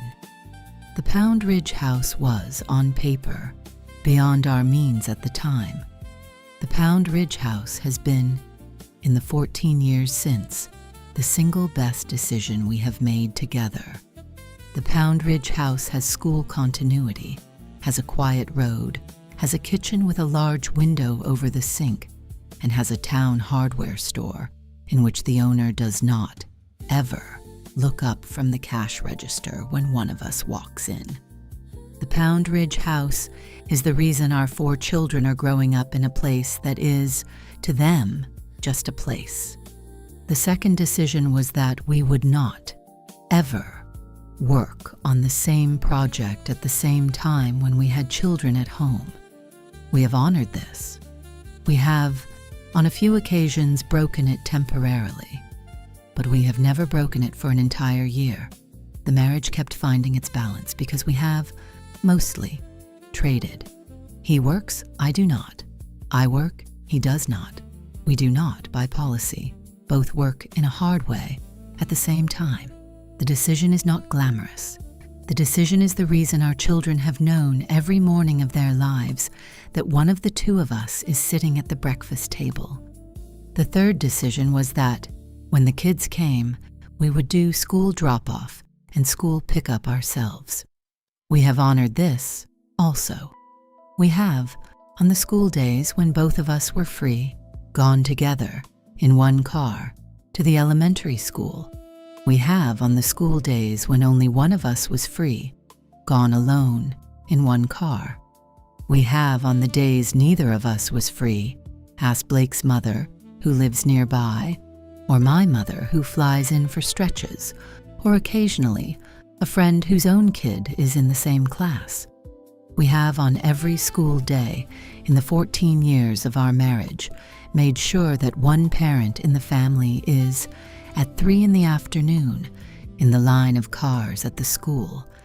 I want to tell you why those 3 decisions matter. They matter because the first year of marriage to a famous man is a year in which you are constantly being offered easier versions of the marriage. You are offered the LA marriage, in which a nanny does the school run. You are offered the back-to-back projects marriage, in which both of you work all the time, and the 2 of you simply meet at premieres. You are offered the part-time parent marriage, in which the kids are mostly with somebody else, and the parents are mostly with each other, and the parents are mostly photogenic. The easier versions are not bad versions. Many of our friends are in the easier versions. The easier versions are, however, not the marriage we wanted. We wanted the marriage that you read about in this book in 2026. The marriage in which two people are exhausted because they did the school run. The marriage in which two people are wearing pajamas at 6:53 in the morning because nobody is photographing the pajamas. The first year of marriage to a famous man is the year you choose for the next 40 years what kind of marriage you are going to have. We chose the kind that has oatmeal in it. Part 4. The Building. Chapter 10. Ryan, the night I lost my father and the night I met my daughter. The two hardest nights of my life happened 12 months apart. The first hard night was December 16th, 2014, in a hospital in New York City. Our oldest daughter, James, was born. The labor had not been easy. Blake was, in her own description, more exhausted than she had ever been. I was, in my own description, more terrified than I had ever been. I had been, in the weeks leading up to the birth, the kind of expectant father a person who has lived with anxiety his whole life will become. I had read every book. I had read every book twice. I had memorized the location of every hospital in Lower Manhattan. I had written, in advance, 3 different versions of the directions from our apartment to the hospital, in case one of the routes was closed. The route was not closed. We took the first route. We made it in 15 minutes. The labor took a great deal longer. I will tell you what I remember from the room. I remember a window. I remember a clock. I remember the doctor, whose name I am not going to print, because the doctor did not consent to being a character in this book. I remember a nurse who, at one specific moment, looked at me and said, "Sir, you need to breathe." I remember Blake, on the bed, in pain that was so visible, I had to remind myself, every minute, not to begin grieving for her in advance. I remember the nurse handing me, after a small eternity, a swaddled small thing with a face. I remember the small thing with a face being put against Blake's chest, by the nurse, with great care. I remember Blake looking down at the small thing with a face. I remember Blake looking up at me, with a look I had only seen once before, in a half-whisper, at an altar in South Carolina. The look said, "Reynolds, do not blow it." I named the daughter James, after my father. My father, who was, at that point, in late stages of Parkinson's disease in a house in White Rock, British Columbia, was, when I called him to tell him, lucid enough to laugh. He laughed at the name. He said, in his voice, which was, by then, a voice you had to lean in to hear. "Reynolds, you named her James," I said. "Dad, I named her James," he said. "That is a tall name for a small girl," he said after a pause. "She will grow into it." I told him I loved him. I told him I loved him in a sentence I had not previously said out loud to him. I am not going to print the sentence. The sentence is between him and me. The sentence took me 38 years to find. I said it on the phone. He said it back. He died 11 months later. I will tell you the second hard night. The second hard night was October 29th, 2015, in the same house in White Rock, British Columbia. I had flown in from a film. My brothers were already there. My mother was already there. My father was, by that point, no longer lucid. I sat next to him on a chair for a long time. I held his hand. I told him in plain English that he had been a good father in the ways he had known how to be a good father. and that I was going to be a different kind of father in the ways he had not known how to be one, and that I was not in any way holding it against him. I told him that James, the 11-month-old, was the best part of my life. I told him that the 11-month-old had, in many of the photographs that he had been looking at on his iPad in his last weeks, his exact eyebrows. I told him, also, the sentence he had taught me from his own father that I have been writing on the front of my notebook since I was 19. The sentence is, "You make do." The sentence is a Reynolds family sentence. The sentence does not have a great deal of pageantry in it. The sentence is not a sermon.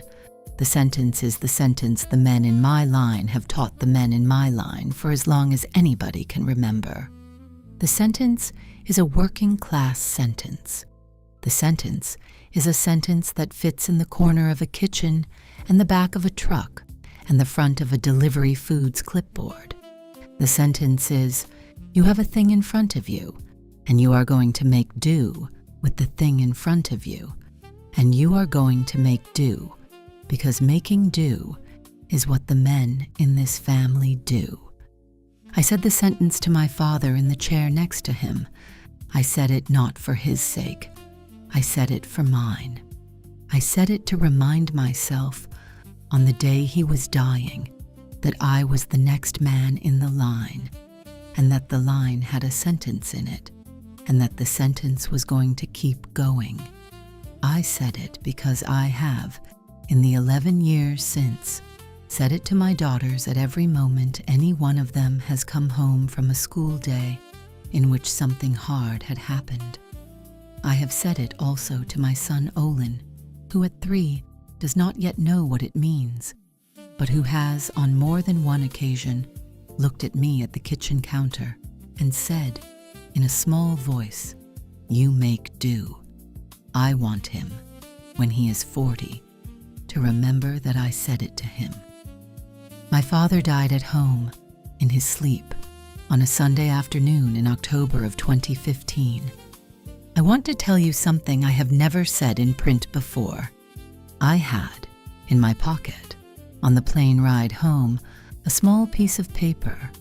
The piece of paper had on it the prayer my brother Patrick had taught me. The piece of paper had on it a different version of the prayer, the version a man writes on a plane ride home from his father's death. The piece of paper had on it the phrase, "Okay, here we go. Do not blow it." I have not blown it. I am not going to blow it. I have James, 11, who has my father's eyebrows. I have Inez, 9. I have Betty, 6. I have Olin, 3. I have Blake, who is, every day, the woman I had not yet kissed in this calendar, the woman I had been waiting for, on a soundstage in Louisiana in the late spring of 2010. I make do. Chapter 11. Blake, choose the crib. I want to give you in this chapter a sentence that has shaped my life as a wife and a mother, and that very probably has shaped my career too. The sentence is, choose the crib. The sentence is mine. I made it up. I made it up because I needed a sentence I could say, fast, in my own head, at the moment in any given week, that a woman in my position has to choose between two things, neither of which is wrong, but only one of which is the right thing for that exact week. The sentence has not been on any podcast. The sentence has been on the inside of my own forehead for over a decade, every Tuesday and every Sunday and every middle-of-the-night moment. The sentence is the spine of being a mother of 4, with a job that takes you out of the house when it takes you out of the house. The sentence is, choose the crib. I want to tell you what the sentence means. The sentence means that at the moment you are deciding between an interesting offer and the small thing with a face who is, at that moment, in a crib, in a room 30 feet away from you, you choose By default, the small thing with a face. I want you to notice how I worded that. I did not say, you choose the small thing with a face every time. I said, you choose the small thing with a face by default. The default matters. I want to give you the math, because the math is the practical version of the spiritual idea. In the early years of being a mother, between James in 2014 and Inez in 2016 and Betty in 2019, I was, in any given month, sent by my agent somewhere between 4 and 8 scripts. Some of those scripts were terrible. Some of those scripts were medium. Some of those scripts were extraordinary. The job of choosing was not, as the public assumes, the job of choosing the extraordinary one. The job of choosing was the job of running each extraordinary script through the Choose the Crib filter.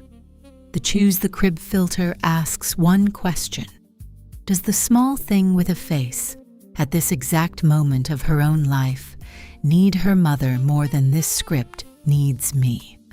The answer was, in most months, yes. The answer was, in some months, no. The answer was, in the months in which the answer was no, that the script was a piece of work that, in some way, was going to call out a part of me that was not, that month, being called out by mothering. Mothering was and is the most important work I do. Mothering is also, and the women in my life will know this, work that does not always require all of you. There is part of my brain that is built for paragraphs and is not built for snack time. The snack time mother is not a worse mother than the paragraph's mother.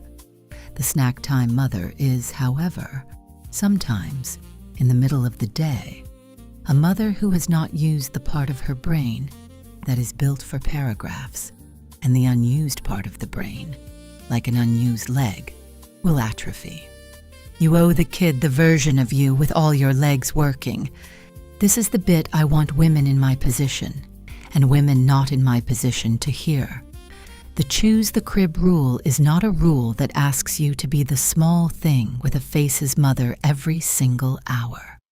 The Choose the Crib rule is the rule that asks you to be honest with yourself every Tuesday about whether the next thing in your calendar is the thing the small thing with a face most needs from you, or the thing that, in the end, will give you back to the small thing with a face better. I have, in the 14 years of my marriage, missed 2 birthday parties of close friends because of the rule. I have, in the 14 years of my marriage, said no to 4 films I am told were going to be wonderful. I have, in the 14 years of my marriage, said yes to 4 films, of which one was The Age of Adeline in 2015, and one was The Shallows in 2016, and one was A Simple Favor in 2018, and one was It Ends With Us in 2024, the chapter of which I am going to address with great care later in this book. I have also, in the 14 years of my marriage, started 3 businesses. I started Preserve in 2014, and I shut it down in 2015, because Preserve was a business I had launched before the business was ready, and the right thing to do, when you have launched a business before the business is ready, is to shut it down and apologize to the people who were going to work for it. I started Betty Buzz in 2021, named for the little girl who had not yet been born when my mother got me my first juice box in 1990. Betty Buzz lasted 3 years. Betty Buzz did the thing it was supposed to do, which was to put a non-alcoholic mixer on a lot of restaurant tables, and Betty Buzz, when it stopped doing the thing it was supposed to do, was, gracefully, wound down. I started Blake Brown Beauty in 2024, a hair care line. I am still running it. I want to make you a promise. I am going to tell you in a later chapter of this book what happened when one of those businesses ran into the public reckoning of a lawsuit. I am going to tell you, in plain English, the part of the story I have not, until now, put on the public record. I am going to tell you before that, the easier to tell middle of the marriage.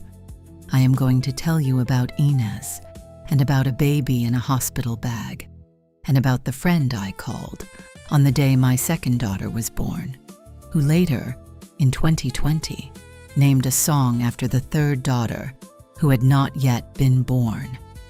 I am going to tell you, in fact, that the rule and the ring and the bouquet and the prayer all hold up exactly until the year the lawsuits arrived, and that, in the year the lawsuits arrived, the rule and the ring and the bouquet and the prayer were, every one of them, tested. Spoiler alert, they held. Choose the crib. The crib in 2026 has Olin in it. I am going to go put him to bed. Chapter 12, Ryan, Deadpool, and the Second Voice. I want to tell you about Deadpool because Deadpool is, in the public version of my life, the second act, and I want you to know that the second act, in private, was a marriage. The second act, in public, was a movie. The movie in public was Deadpool, which came out in February of 2016 on a relatively modest budget, with a relatively modest cast, with no real expectation of being anything other than a tongue-in-cheek niche film for grown-ups who had grown up on a different set of comic books than the ones the studio had been printing money with. The movie, in public, opened at over $130 million in its first weekend and went on to do almost $800 million worldwide and changed the math of what a hard R comic book movie could be. The movie, in public, gave me a career I would not otherwise have had. The movie, in private, was a marriage. I want you to understand the size of what was happening in our kitchen at the time. James was 13 months old. Blake was, by then, the steady center of a household that was learning, in real time, what a household with a 13-month-old in it was. I was, by then, deep into post-production on a movie that no studio in the world wanted to make, that I had personally agitated for years, that I had refused to give up on after a leaked test reel had gone viral in the summer of 2014. I was wearing red leather every single day on the set. I had developed, on the set, a kind of secondary personality that the script asked for. An unfiltered, fast-talking, fourth-wall-breaking, mouth-of-a-sailor secondary personality that was very, very different from the man Blake had married. I want to be honest about how Blake responded to the secondary personality. The first time I came home from set, in 2015, in character, in the kitchen, with the fourth-wall-breaking voice still on, Blake, holding a 13-month-old James, looked at me dryly and said, "Reynolds, the 13-month-old does not need to know that voice yet." We laughed, both of us, and I went upstairs and washed the voice off. The voice has, in the 11 years since, stayed at the office. It is, on the public record, a ridiculous voice. It is also, on the household record, never used in our kitchen. Blake, in our kitchen, at 6 in the morning, would look up from the small thing with a face on her chest and ask me, in her voice, in plain English, "Reynolds, are you going to be Wade today? Or are you going to be Ryan today?" The question is the question every actor has been asked. The question is the question, I imagine, that every spouse of every actor has had to ask. The question, in our case, mattered, because the secondary personality I was renting from 2014 onward was the funniest, fastest, most aggressive version of myself I had on tap, and the secondary personality was not the version of myself the small thing with a face needed at the breakfast table. The secondary personality is a tool. The tool, in our house, is in a drawer. The tool is taken out for work. The tool is, when work ends, returned to the drawer. I want to credit Blake for a thing she has not had public credit for, which is the management of the tool. Blake watched, from the inside of our marriage, my career rebuild itself on the back of a character who is, in some ways, an exaggeration of the worst parts of me. The fast mouth, the relentless joke, the deflection of the deflection. Blake watched the character become, in the public mind, the man. And Blake watched, in our kitchen, the man stay the man. Blake did this by, every morning, asking me which one I was going to be, and by holding me to the answer. I want to tell you a thing that is small, and that is also the biggest thing I have ever said about my wife. In the press tour for the first Deadpool in February of 2016, I had, in my private calendar, 2 events I had to do every single day, regardless of where I was in the world. The first event was a phone call at 9 a.m. local with the producer of the marketing campaign, who was, on most days, sleep-deprived. The second event was a phone call at 5 p.m. local with my wife. The second event was non-negotiable. The second event was on the calendar in red. The second event happened in green rooms, in elevators, in cars, in airports, in hotel suites, in stairwells of cable news studios, in alleys behind a couple of late-night shows.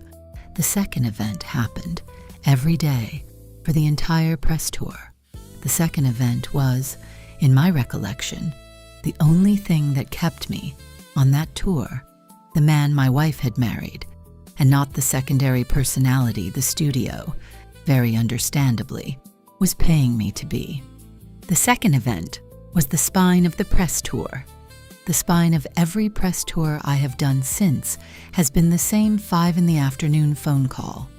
I want you to picture me, in 2017, in the back of a car in Tokyo, on the way to a junket I did not particularly want to do, with a phone pressed to one ear and the other ear plugged with a finger. I am talking to my wife. We are talking about a piece of broken plumbing in the house in Pound Ridge. The piece of broken plumbing is, in our marriage, a great deal more important than the junket.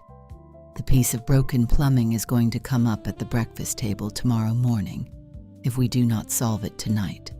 The piece of broken plumbing is a small piece of the marriage. The marriage is the spine of the man, on the way to the junket. The man on the way to the junket is going to be funny in front of the camera. The man on the way to the junket is going to be the secondary personality. The man on the way to the junket is, in his real life, in his real interior, in the part of him that is not on television, the man he was on a soundstage in Louisiana in 2010, the man who told a joke about a green motion capture suit, the man whose joke made a girl laugh. The girl, 14 years and 4 children later, is the spine. I want you to remember that the second act of every man's life is, in private, mostly the wife. The wife, in private, is the architecture. Chapter 13, Blake, Inez, and the Troll Posts. I am going to give you, in this chapter, the funniest part of my marriage, because the master instructions of this book require, in every book in this series, at least one laugh-out-loud beat, and this chapter is where I am going to put it. The funniest part of my marriage is my husband's Instagram account. I want you to picture August of 2017. I am 8 months pregnant with our second daughter, Inez. I am, on this particular morning, in pajama bottoms in a Pound Ridge kitchen, eating a piece of toast that I had to negotiate with myself for several minutes before agreeing to. The toast has butter on it. The butter is the only thing in the entire world the small thing on the inside of me has agreed to allow me to consume that morning. I have James, 2 years old, on the floor of the kitchen, doing the thing toddlers do in kitchens, which is to dump cups of dry rice from one container into another for absolutely no reason except the deeply satisfying physical experience of dumping rice. I have my husband, the famous one, sitting across the kitchen island on his phone on the morning of my 30th birthday, doing the thing he is, in this calendar, a great deal more famous for than for any of his films. He is preparing to troll me on the internet. I want to tell you what he prepared. He prepared a grid of 3 photographs of me, taken over the course of 6 years of our marriage, in which I look, technically, like a person with a face. The photographs were chosen with great care. In the first photograph, I am eating something. The something is partly outside my mouth. In the second photograph, I am asleep on a couch with my mouth open. In the third photograph, I am attempting to blow a hair out of my eye, mid-sneeze, in a high wind, on what appears to be a beach. He posted the grid at 9 in the morning. He captioned the grid in his exact words, which I will reproduce because they are short. "Happy 30th birthday to my wife." The captioning was so dry, and the photographs were so unflattering, and the contrast between the captioning and the photographs was so well calibrated that the post, within 45 minutes, had 400,000 likes and the kind of comment thread that requires servers in Iowa to be added. I had a press day. I want you to picture what the press day looked like.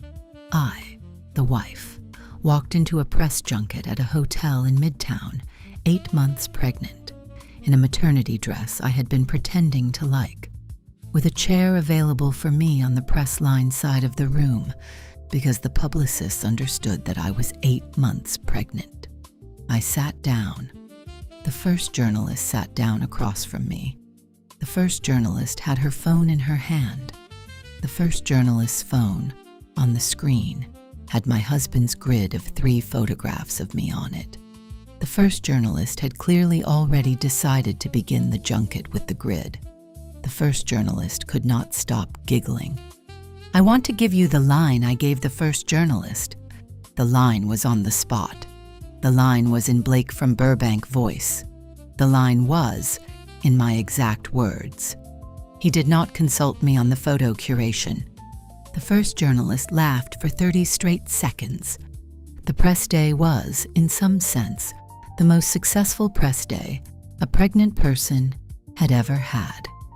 I did, in the next 4 hours, 28 short interviews. In every one of the 28, the journalist asked about the troll. In every one of the 28, I gave them a different version of the same line. The line was always some version of, "I am married to him, so I have to laugh. And also I am pregnant with a baby of his, so legally I have to laugh." I will tell you the part of this you do not know. I had, the previous Friday, on his birthday, gone first. I had, the previous Friday, posted, on my own account, on his birthday, a photograph of Ryan Gosling, the other Ryan, with a caption indicating that I had decided, that year, to celebrate the wrong Ryan. The photograph was a single Ryan Gosling. My husband was technically in the picture, in the bottom right corner, mostly cropped out, in a white shirt. The post had, by the morning of my own birthday, 11 million likes. He had, in other words, retaliated. I want you to understand that the troll Instagram tradition is not, in our house, a public-facing publicity stunt. The troll Instagram tradition is the first language of our marriage. The first language of our marriage is making each other laugh at a third thing. The third thing, in this case, is the platform itself. The platform, in this case, is the most ridiculous mechanism for human communication ever invented, in which two adult professionals, with 4 children and 4 houses and 40 employees and 400 million people watching, spend their weekends crafting a small joke at each other's expense for an audience of strangers, because the joke is the love language and the strangers are the witness booth. I have, in the years since, posted some of my own less flattering photographs of him. I have, in the years since, captioned a wedding day photograph of him with a caption that read, in my own handwriting, I was hoping he would clean up better. I have, in the years since, in fact, on the eve of his 40th birthday, posted a montage of every photograph in our marriage in which he is making the same face, the surprised mouth face, in 17 different settings. The montage was the point. The montage said, "This is the man I married, and the man I married has the same face in every photograph. And I love the man with the face, and the man with the face is, in this calendar, 40. He framed the montage. The framed montage is in the upstairs hallway of the Pound Ridge house, on the wall. I want to tell you why the trolling matters, because the trolling looks from the outside like a publicity stunt, and the trolling is, in fact, the engine of the marriage. The engine of the marriage, 14 years in, is humor. I want you to imagine 14 years of any marriage. I want you to imagine 14 years of mortgages and school photographs and tantrums in supermarkets and arguments about which of you forgot to thaw the chicken. I want you to imagine 14 years of bills, of one of the partners traveling, of one of the partners being too tired to cook, of one of the partners making a small unkindness in the morning that the other one will be replaying at 3 in the afternoon. I want you to imagine 14 years of a public version of yourself and a private version of yourself, and the gap between them. The thing that closes the gap, the thing that makes the 14 years not crush the marriage, is the laughter. The laughter is the light bulb in the small, low-ceilinged restaurant in Boston.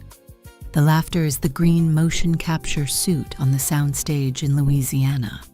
The laughter is, every Friday, the bouquet with the card, with a joke at the bottom of the card in his handwriting. The laughter is, every birthday, the photograph of Ryan Gosling. The laughter is, every birthday, the grid of 3 photographs of me with toast.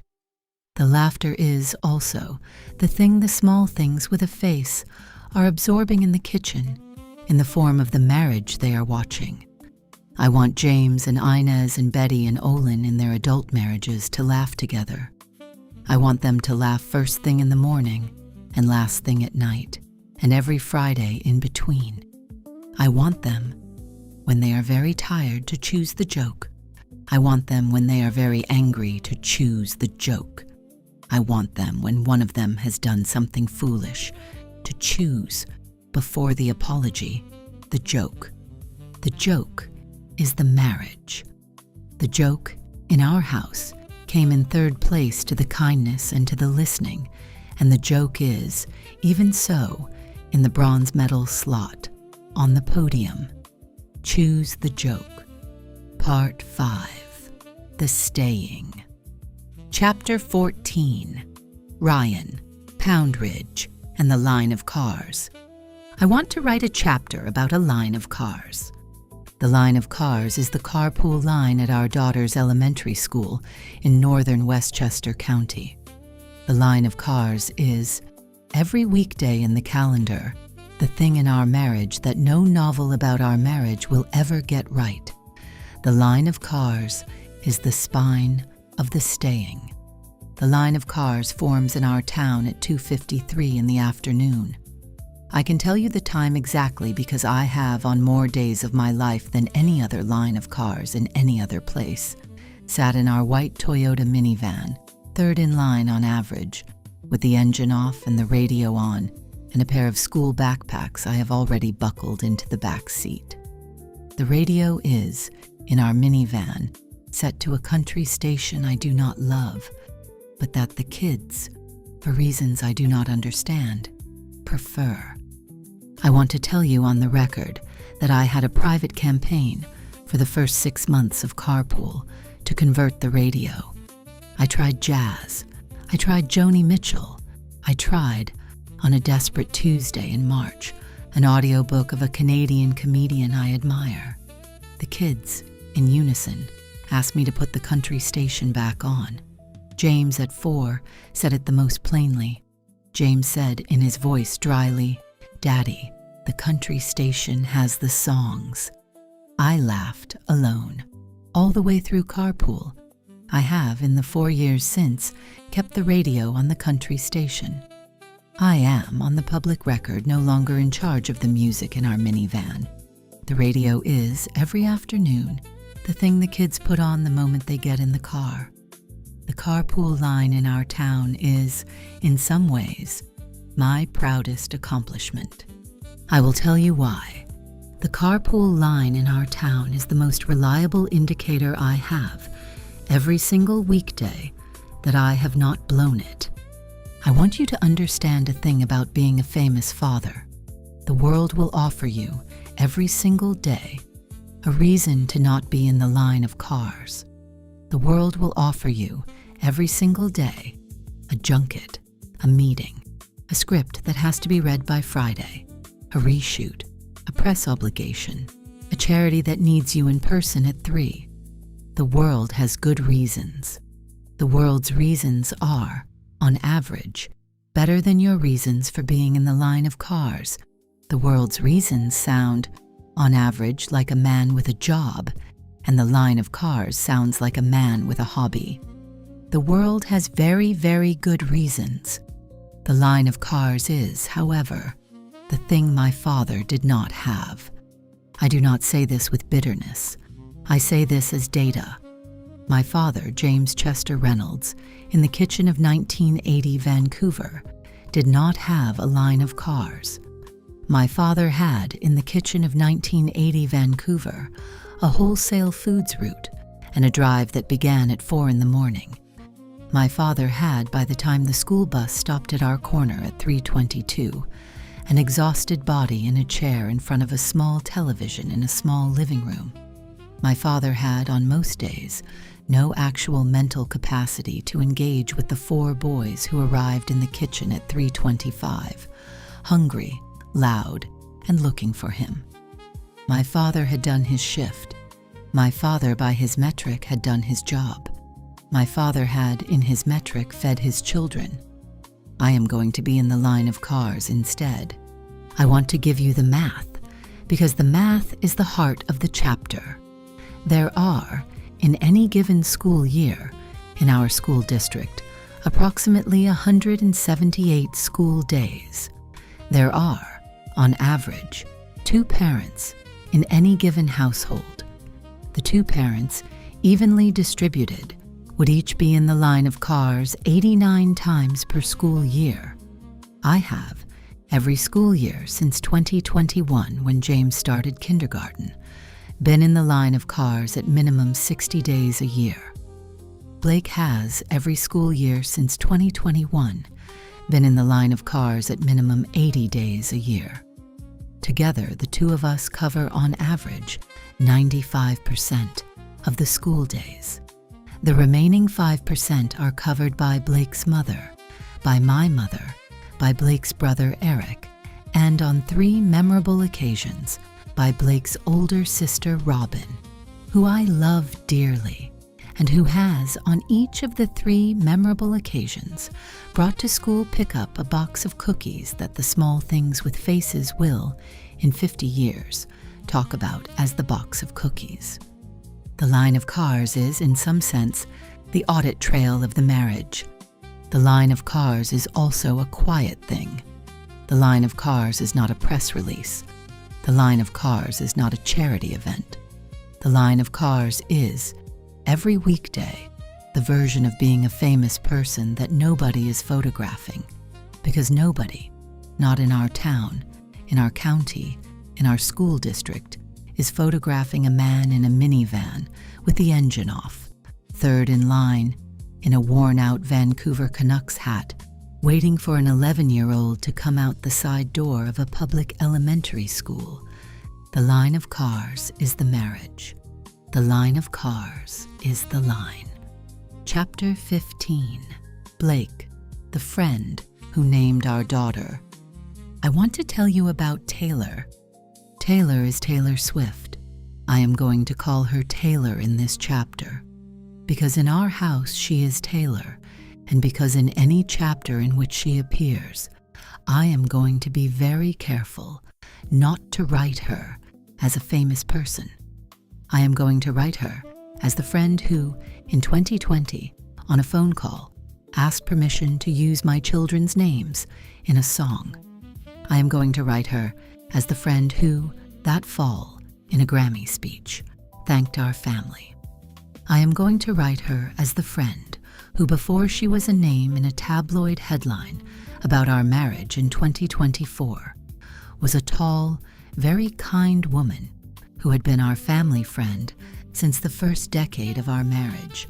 I want to tell you about the phone call. The phone call was in July of 2020. The phone call was, in the chronology of the world, 3 weeks before the album Folklore was supposed to come out, and 4 months before the year our daughter Betty had been born and named, in October of 2019. Taylor had called me. Taylor had said, on the phone, "Hi, I have a strange request," Taylor had said, with an apology in her voice. "I have written a song," Taylor had said, on the phone, in a voice that was a little sheepish and a little excited and a little nervous. There are 3 names in the song. Taylor had said the names. The names were James, the names were Inez, the names were Betty. I want you to picture me, on the phone, in a room in our Pound Ridge house, listening to a friend ask permission to put my 3 children's first names, in order, into the bridge of a song. I want you to picture me with a piece of butter toast in my left hand, because I had been making lunch for a 5-year-old in the next room. I want you to picture me, sitting down, on a kitchen stool, at the moment the friend on the phone said the 3rd name. The 3rd name was Betty.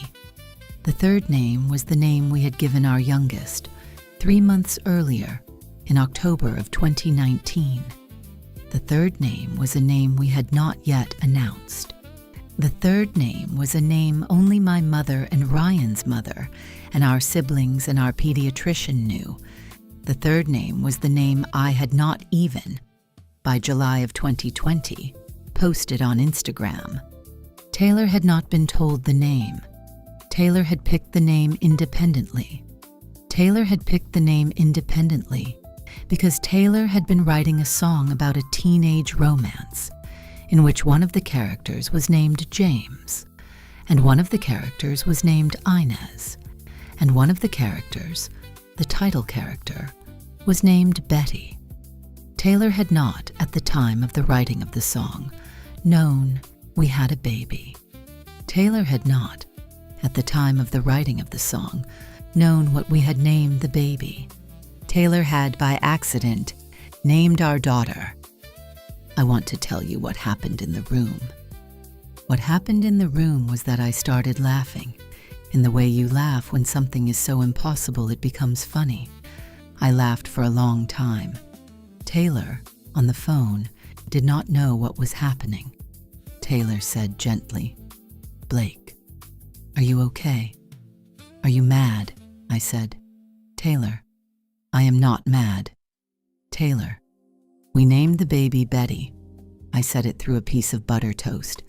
I said it very quietly, because the 5-year-old in the next room was about to come back into the kitchen, and I did not want the 5-year-old to find out the name of her baby sister from her mother on the phone with a famous friend. Taylor said, on the phone, with her characteristic stunned politeness, "Oh, Blake," I said. "Taylor, you can put the name in the song. You can put all 3 of the names in the song," I said. "Taylor, the girls will love it," I said. "Taylor, the girls are going to know for the rest of their lives that the friend of their mother put their names in a song."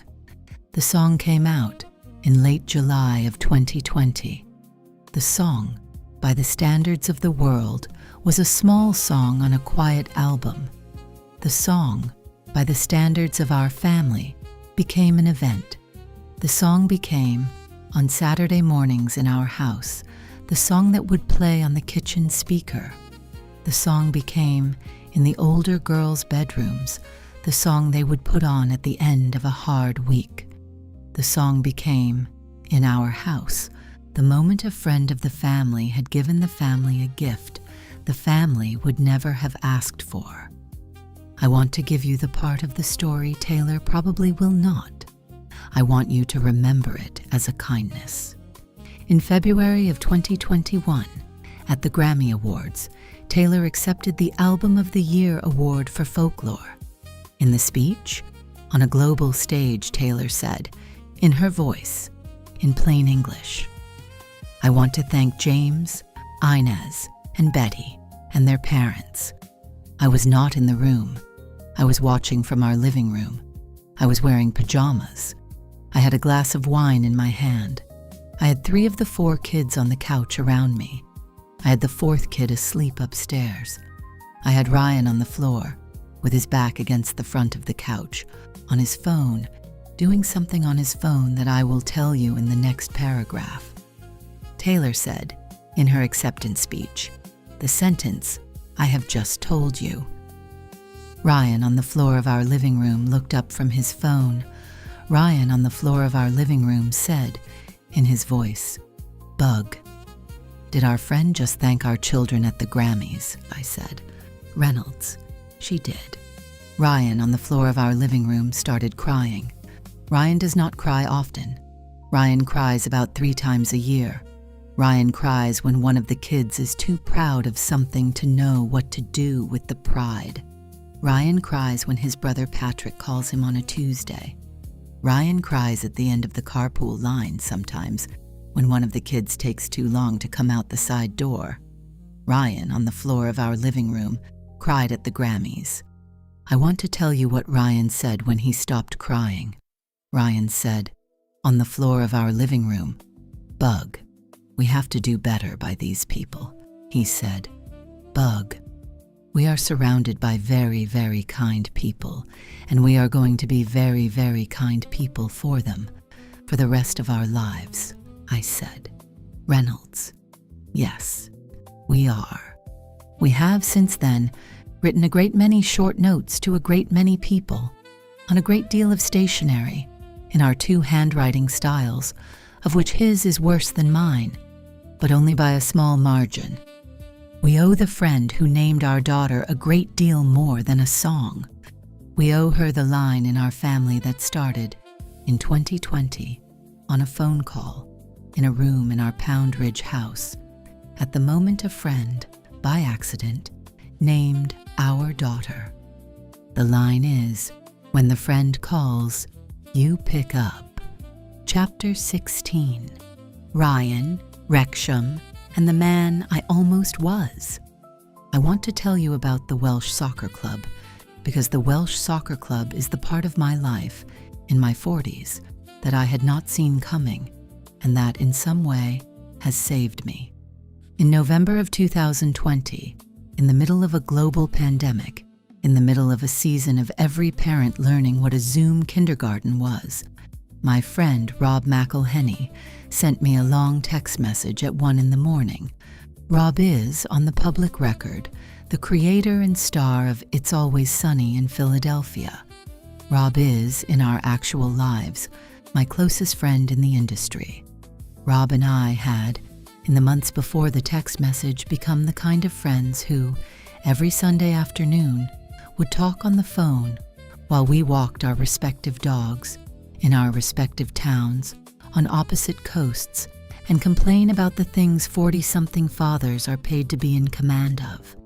The text message at 1 in the morning was the kind of text message Rob sends. The text message said, "Reynolds, I have a thing." The text message said, "In the next bubble, we should buy a soccer team." I want you to picture me at 7 in the morning in our Pound Ridge kitchen, holding a piece of toast with a hand that had been holding a small thing with a face less than 10 minutes earlier. I am reading the text message from the night before. I am laughing.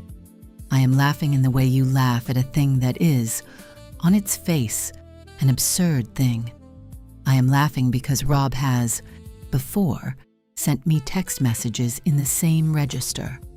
Rob has before sent me a text message at 1 in the morning suggesting we record an album together.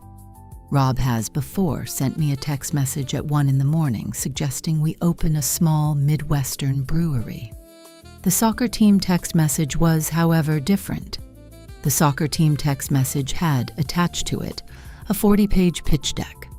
The pitch deck was for a team I had not heard of, in a town I had not heard of, in a country I had been to once, on a press tour, for a film that was not Welcome to Wrexham. The team was Wrexham, AFC, the third oldest professional soccer club in the world, a club that had been, at the time, in the 5th tier of English football, in a small Welsh town that had been, in some ways, in the middle of an economic story that the rest of the country had not paid attention to in many decades. The pitch deck said, on page 1, in black letters on a white background, "The town does not need an owner. The town needs a partner." I read the pitch deck twice. I called Rob. Rob and I on the phone talked for 2 hours. Rob and I, in the 2 hours, agreed to do a thing that, on its face, made very little sense for 2 American actors with no soccer background and a respectable appetite for a calmer second half of life. We bought the team in February of 2021 for £2 million after a vote of the Supporters Trust that came in at over 98% in favor. I want to tell you what happened next.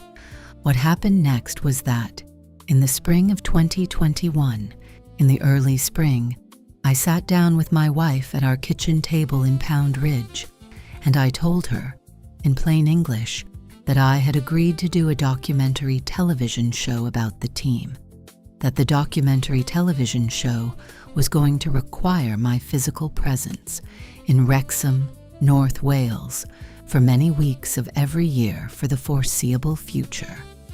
I told her that the documentary, if it did what we hoped it would do, would also require multiple seasons.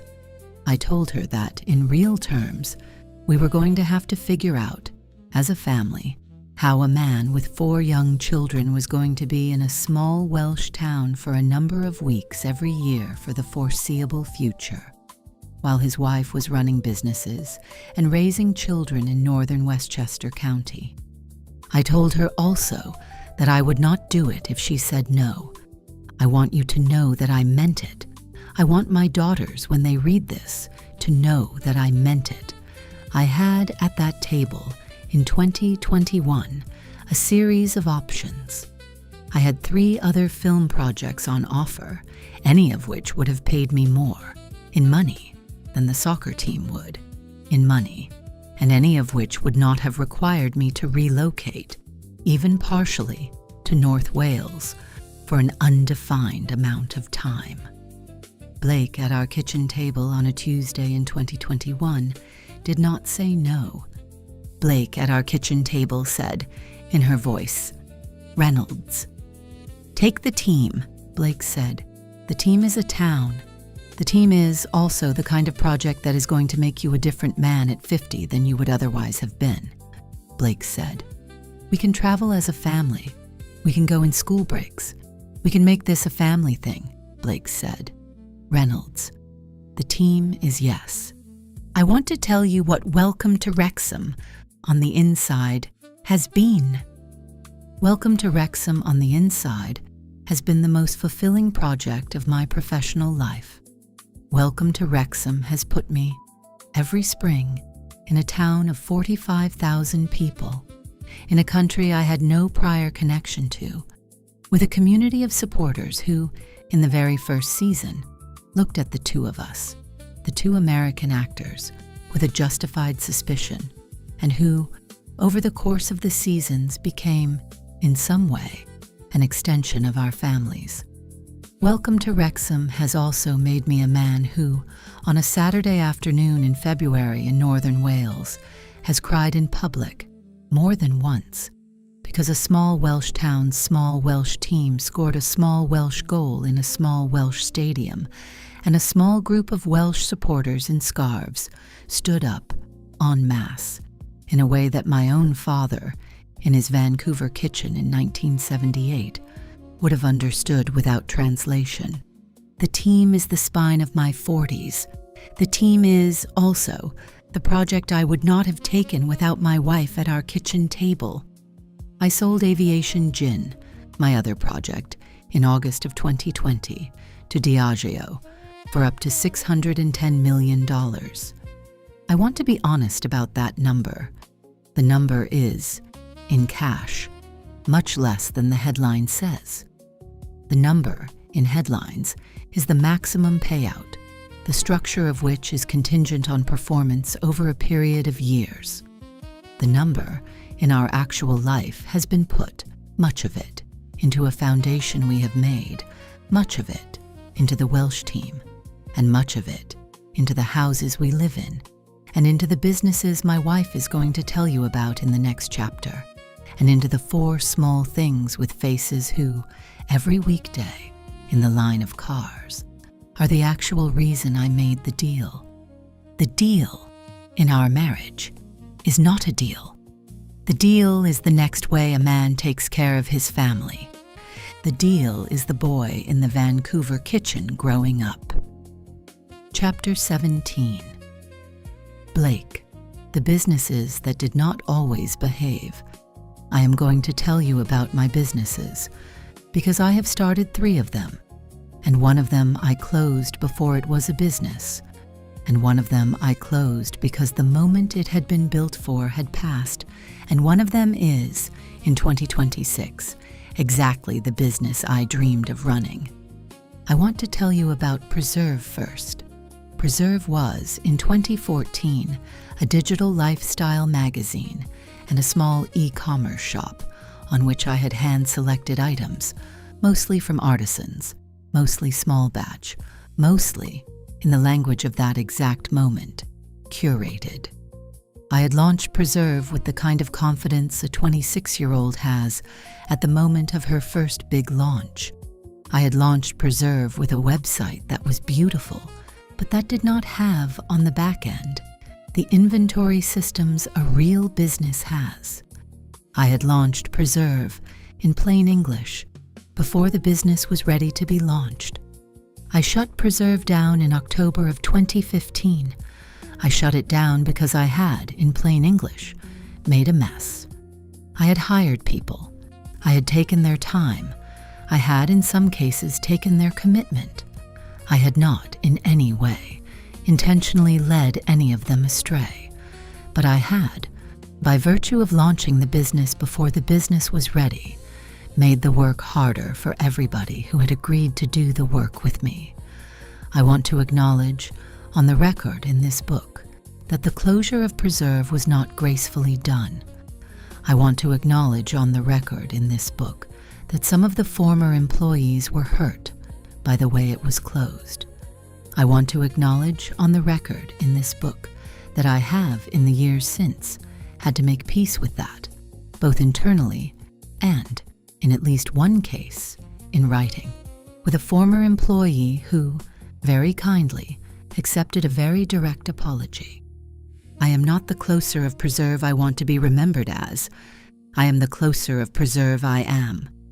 I want to add, dryly, that I have a Pinterest board in my private dashboard of the wedding I might redo today, and I have, in plain truth, 47 items pinned to it that, if I tried to actually source any of them, would walk Preserve right back into the same operational mess.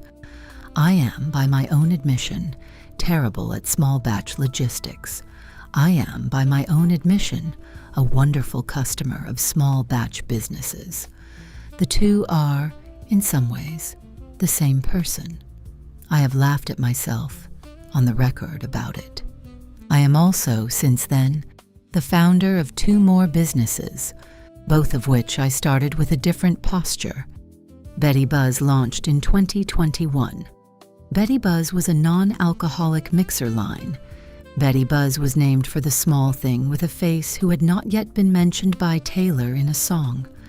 Betty Buzz was, in the first 3 years, on tables at British Airways and at a couple of major restaurant chains, and in 5 million bottles total. Betty Buzz, in 2025, was wound down. The winding down was a profitability decision. The non-alcoholic mixer category, as a sober adult market, has gotten very crowded, and the math, in plain English, did not work. I made the decision in our kitchen, with my husband, on a Sunday afternoon. We made the decision the way the household rule asks us to make decisions. We sat at the table.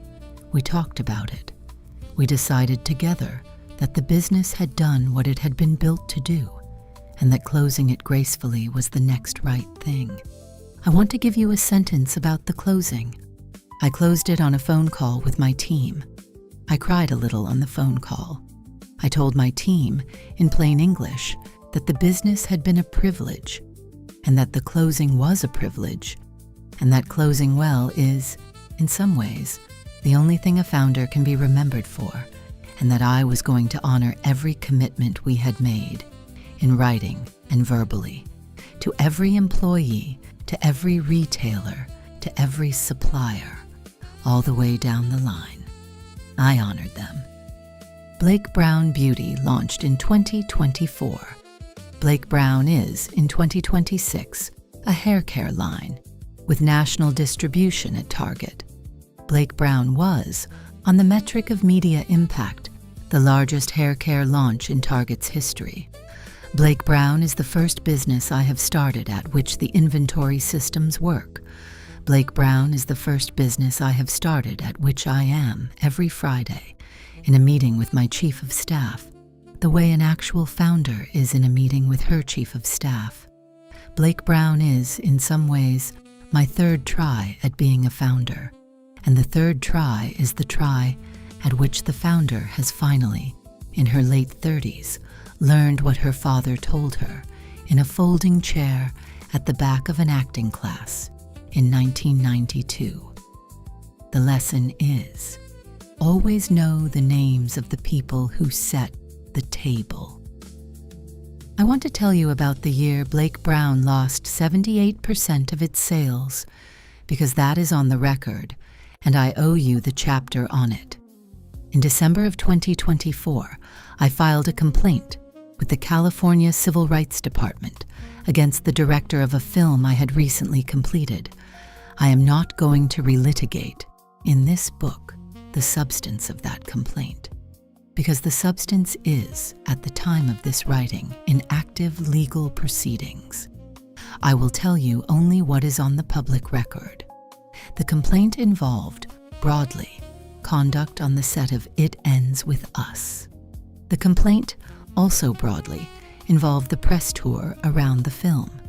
The complaint, also broadly, involved a coordinated communications campaign that, the complaint alleged, was aimed at me, and was aimed at me with very specific intent. I am here paraphrasing the public record version of what I filed, because that is the only version of it that I will, in this book, attempt.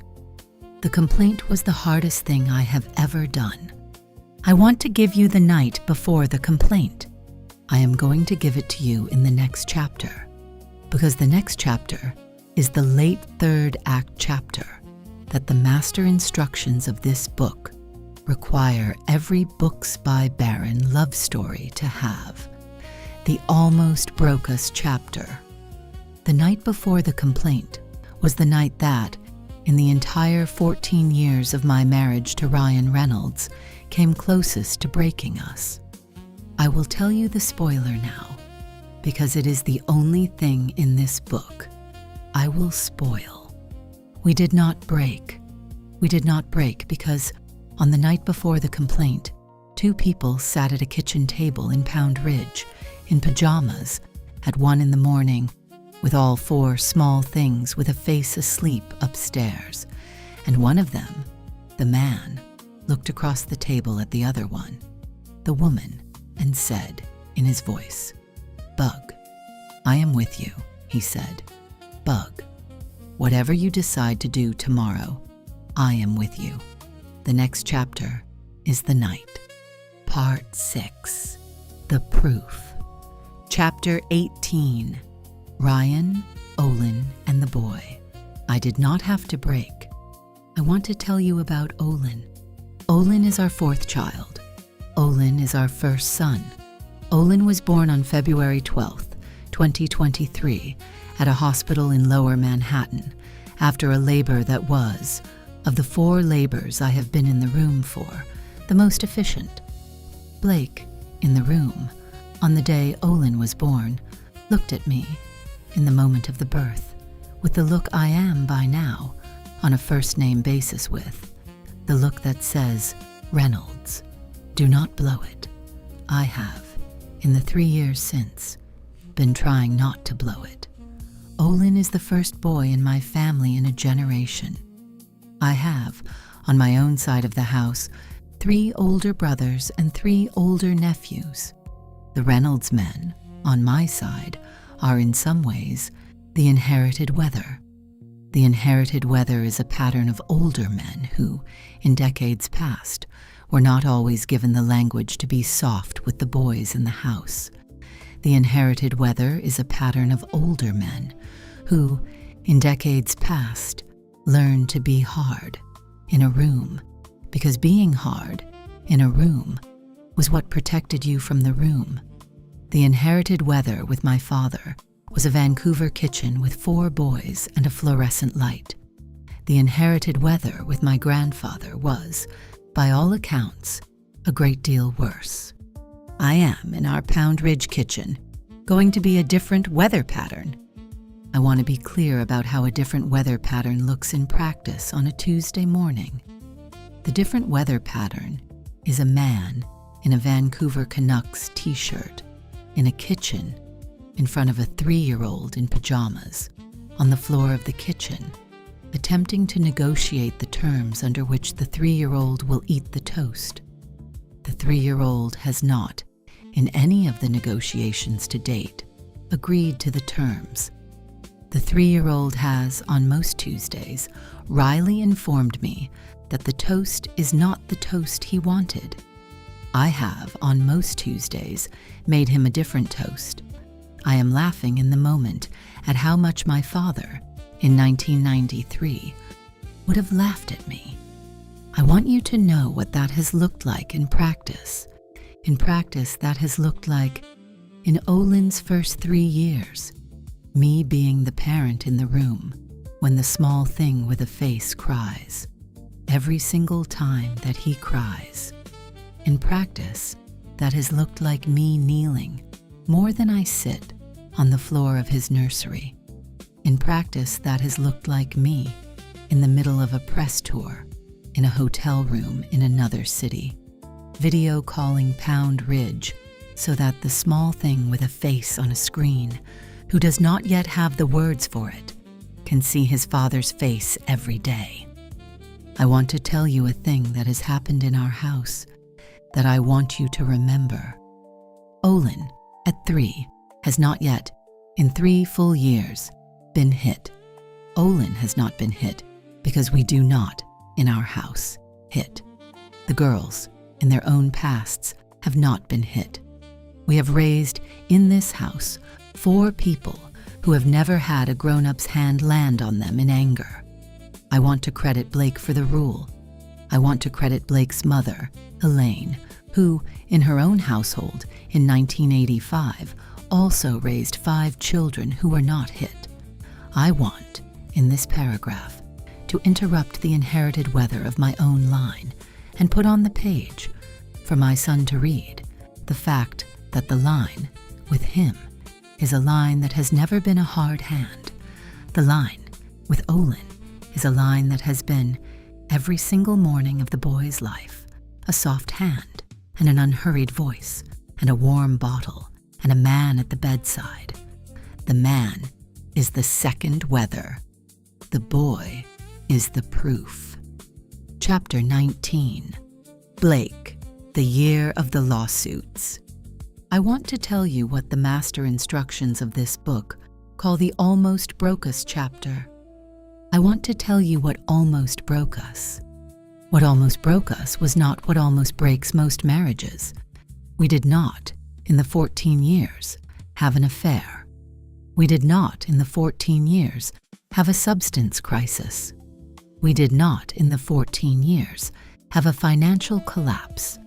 We did, in the 14 years, have many of the smaller, ordinary stressors that any long marriage will have, and we have, in the 14 years, walked through every one of those stressors with, mostly, our humor intact. The thing that almost broke us, in 2025, was a year of public legal exposure. I am not going to relitigate the legal exposure in this chapter. The legal exposure is, at the time of this writing, in April of 2026, 3 weeks from a trial. The legal exposure has been, in the public record, covered every single day for 16 months. The legal exposure is not a thing that needs me to add to it. I am going to tell you instead about the marriage during the legal exposure, because the marriage during the legal exposure is the part of this book that nobody has read and that I owe you. I want to tell you dryly what the marriage during the legal exposure looked like on a Tuesday night in 2025 in our kitchen. The marriage looked like Ryan in a Vancouver Canucks t-shirt on the floor of the kitchen on a phone with a lawyer, while I, on the kitchen counter, was attempting to teach our 7-year-old how to peel a clementine. The 7-year-old peeled it badly. The lawyer hung up, and Ryan, looking at the 7-year-old's clementine, said, deadpan, lively. The clementine has been more competently handled than this case. We laughed, both of us, in the way two adults laugh when laughter is the only available appliance. I did not know what I was doing in 2025. I did know who I was doing it with. I will tell you about a kitchen table at 1 a.m. on the night before I filed. The kitchen table on the night before I filed had on it a stack of papers I will not describe in detail. The stack of papers had on it my handwriting in places where my handwriting did not, generally, belong. The stack of papers had on it the names of a dozen people I had been in business with. The stack of papers had on it dates and times and the names of friends of mine who had agreed, in writing, to be witnesses to a thing I had begun to think might not happen, and then had begun to think might. I had been, in the weeks before the night, in the middle of a very, very long conversation with myself. The conversation was, do I do this? I had been, in the same weeks, in the middle of a very long conversation with my husband. The conversation was, should I do this? The conversation was, will the children survive my doing this? The conversation was, will the businesses survive my doing this? The conversation was, will the marriage survive my doing this? He had said, on every one of those conversations, Bug, I am with you. He had not said, Bug, do it. He had not said, Bug, don't do it. He had instead every single conversation said the same sentence, Bug, I am with you. He had said, Bug, the decision is yours. Bug, I will be standing in the same place, in the same kitchen, the day after, regardless of what you decide to do. I have heard in my life 3 or 4 sentences that have changed my life. The sentence on the cards, in my husband's handwriting, in a stack in a drawer in our kitchen, is one of them. The sentence my mother said to me about the boy who shows up every Friday is another. The sentence my husband said on the night before I filed is the third. The sentence is, "Bug, I am with you." I filed in December of 2024. The next 16 months in the public record have been the legal proceedings. The next 16 months in our private kitchen have been the daily marriage. The daily marriage has been, in those 16 months, the school run, and the Saturday cartoon, and the Friday bouquet, and the Sunday roast, and on a few occasions, a long, quiet dinner alone at our kitchen table, with the rest of the world locked out. The marriage has held. The businesses have, in some cases, taken hits. Blake Brown's sales declined 78% in the months after I filed. Betty Buzz had its profitability conversation a year later. Blake Brown is, in 2026, on its way back. Betty Buzz is, in 2026, peacefully retired. The kids have, in some cases, asked us what is happening. We have every time told them, in plain English, in age-appropriate language, what is happening. We have not lied to them. We have not told them everything. We have not told them ever that we are afraid. We have told them every time the truth that the master instructions of this book call the spine. The truth is, we like each other. The truth is, we are going to be okay. The truth is, the two of us in this kitchen are not going to be broken by anything that happens outside this kitchen. The truth is, liking each other is the spine. I will tell you something, in a sentence I have not yet given to a journalist, and that I am giving here because the manuscript of this book is, in some ways, the most honest interview I will ever do.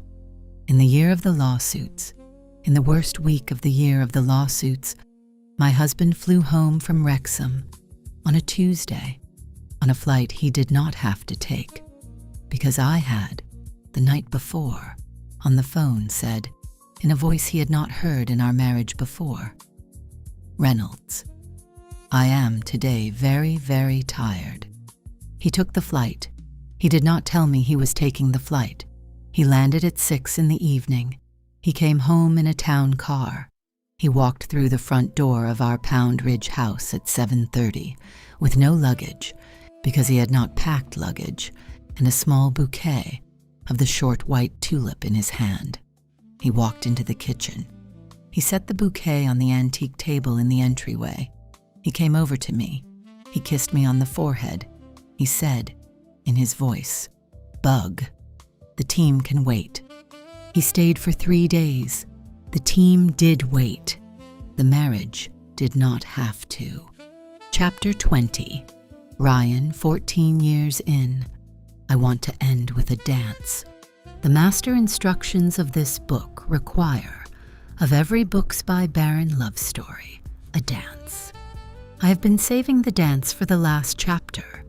The dance is, in some way, the spine of every paragraph that has come before.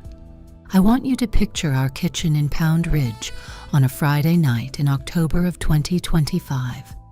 I want you to picture, on the counter, the bouquet of the day. The bouquet is the short white tulip. The bouquet is in a vase that Blake's mother gave her in 2013 for a wedding gift, because the wedding gift had been delayed a year on account of an unrelated complication in the Vancouver postal system. I want you to picture our 4 children asleep upstairs after a long day. I want you to picture me in a Vancouver Canucks t-shirt standing in the doorway of the kitchen with a phone in my hand. I want you to picture Blake in pajamas at the kitchen counter with a glass of red wine in her hand, looking up at me, in her voice, "Reynolds." "What?" I want to give you the next 30 seconds in real time. Reynolds. What? I want to give you what I said because what I said was ridiculous. I said, Lively, I want to dance with you. Blake on the kitchen counter with the glass of red wine looked at me dryly and said, Reynolds, we have not danced since the engagement party. I said lively, I am asking now. Blake on the kitchen counter said, Reynolds, the song is a Joni Mitchell song. I said lively, I have learned the song secretly, on YouTube, in my office, over the past 9 days. Blake on the kitchen counter laughed. I have, in the 14 years, made her laugh many times. I do not, on the record, take any of those laughs for granted. Bug, put on a song. She looks at me, in her voice. Reynolds, I am tired. Bug, put on a song. She puts on a song. The song is a Joni Mitchell song. The song is, by my taste, a long song. The song is, by her taste, the best song. The song is the song that, in our wedding tape in 2012, played in the background of the room as we left the room. The song is the song that, in our living room, in 2014, played the night we brought James home from the hospital. The song is the song that, in our house, has played on Friday nights, more than I can count. I cross the kitchen. I put my arms around my wife, who is, at 38, the most beautiful woman I have ever seen. We dance. We dance in our kitchen. We dance in our pajamas. We dance with a glass of red wine in one of her hands, set down on the counter halfway through.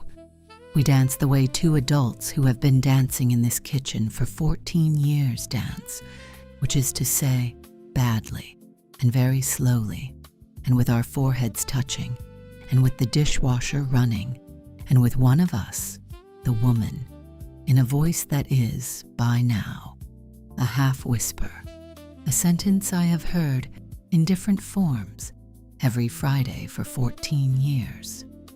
The sentence is, Reynolds, we did okay. I want to tell you what I say back every Friday. Bug, we did good. We did. Epilogue. I want to bring you back to the kitchen. I want to bring you back to the same kitchen we started in at 6:53 in the morning in Pound Ridge in northern Westchester County, in the colonial house we bought in 2013 on the 11.5 acres we have in the years since planted, watered, and walked. The man at the counter is the man who, 50 years ago, was the smallest in a Vancouver kitchen.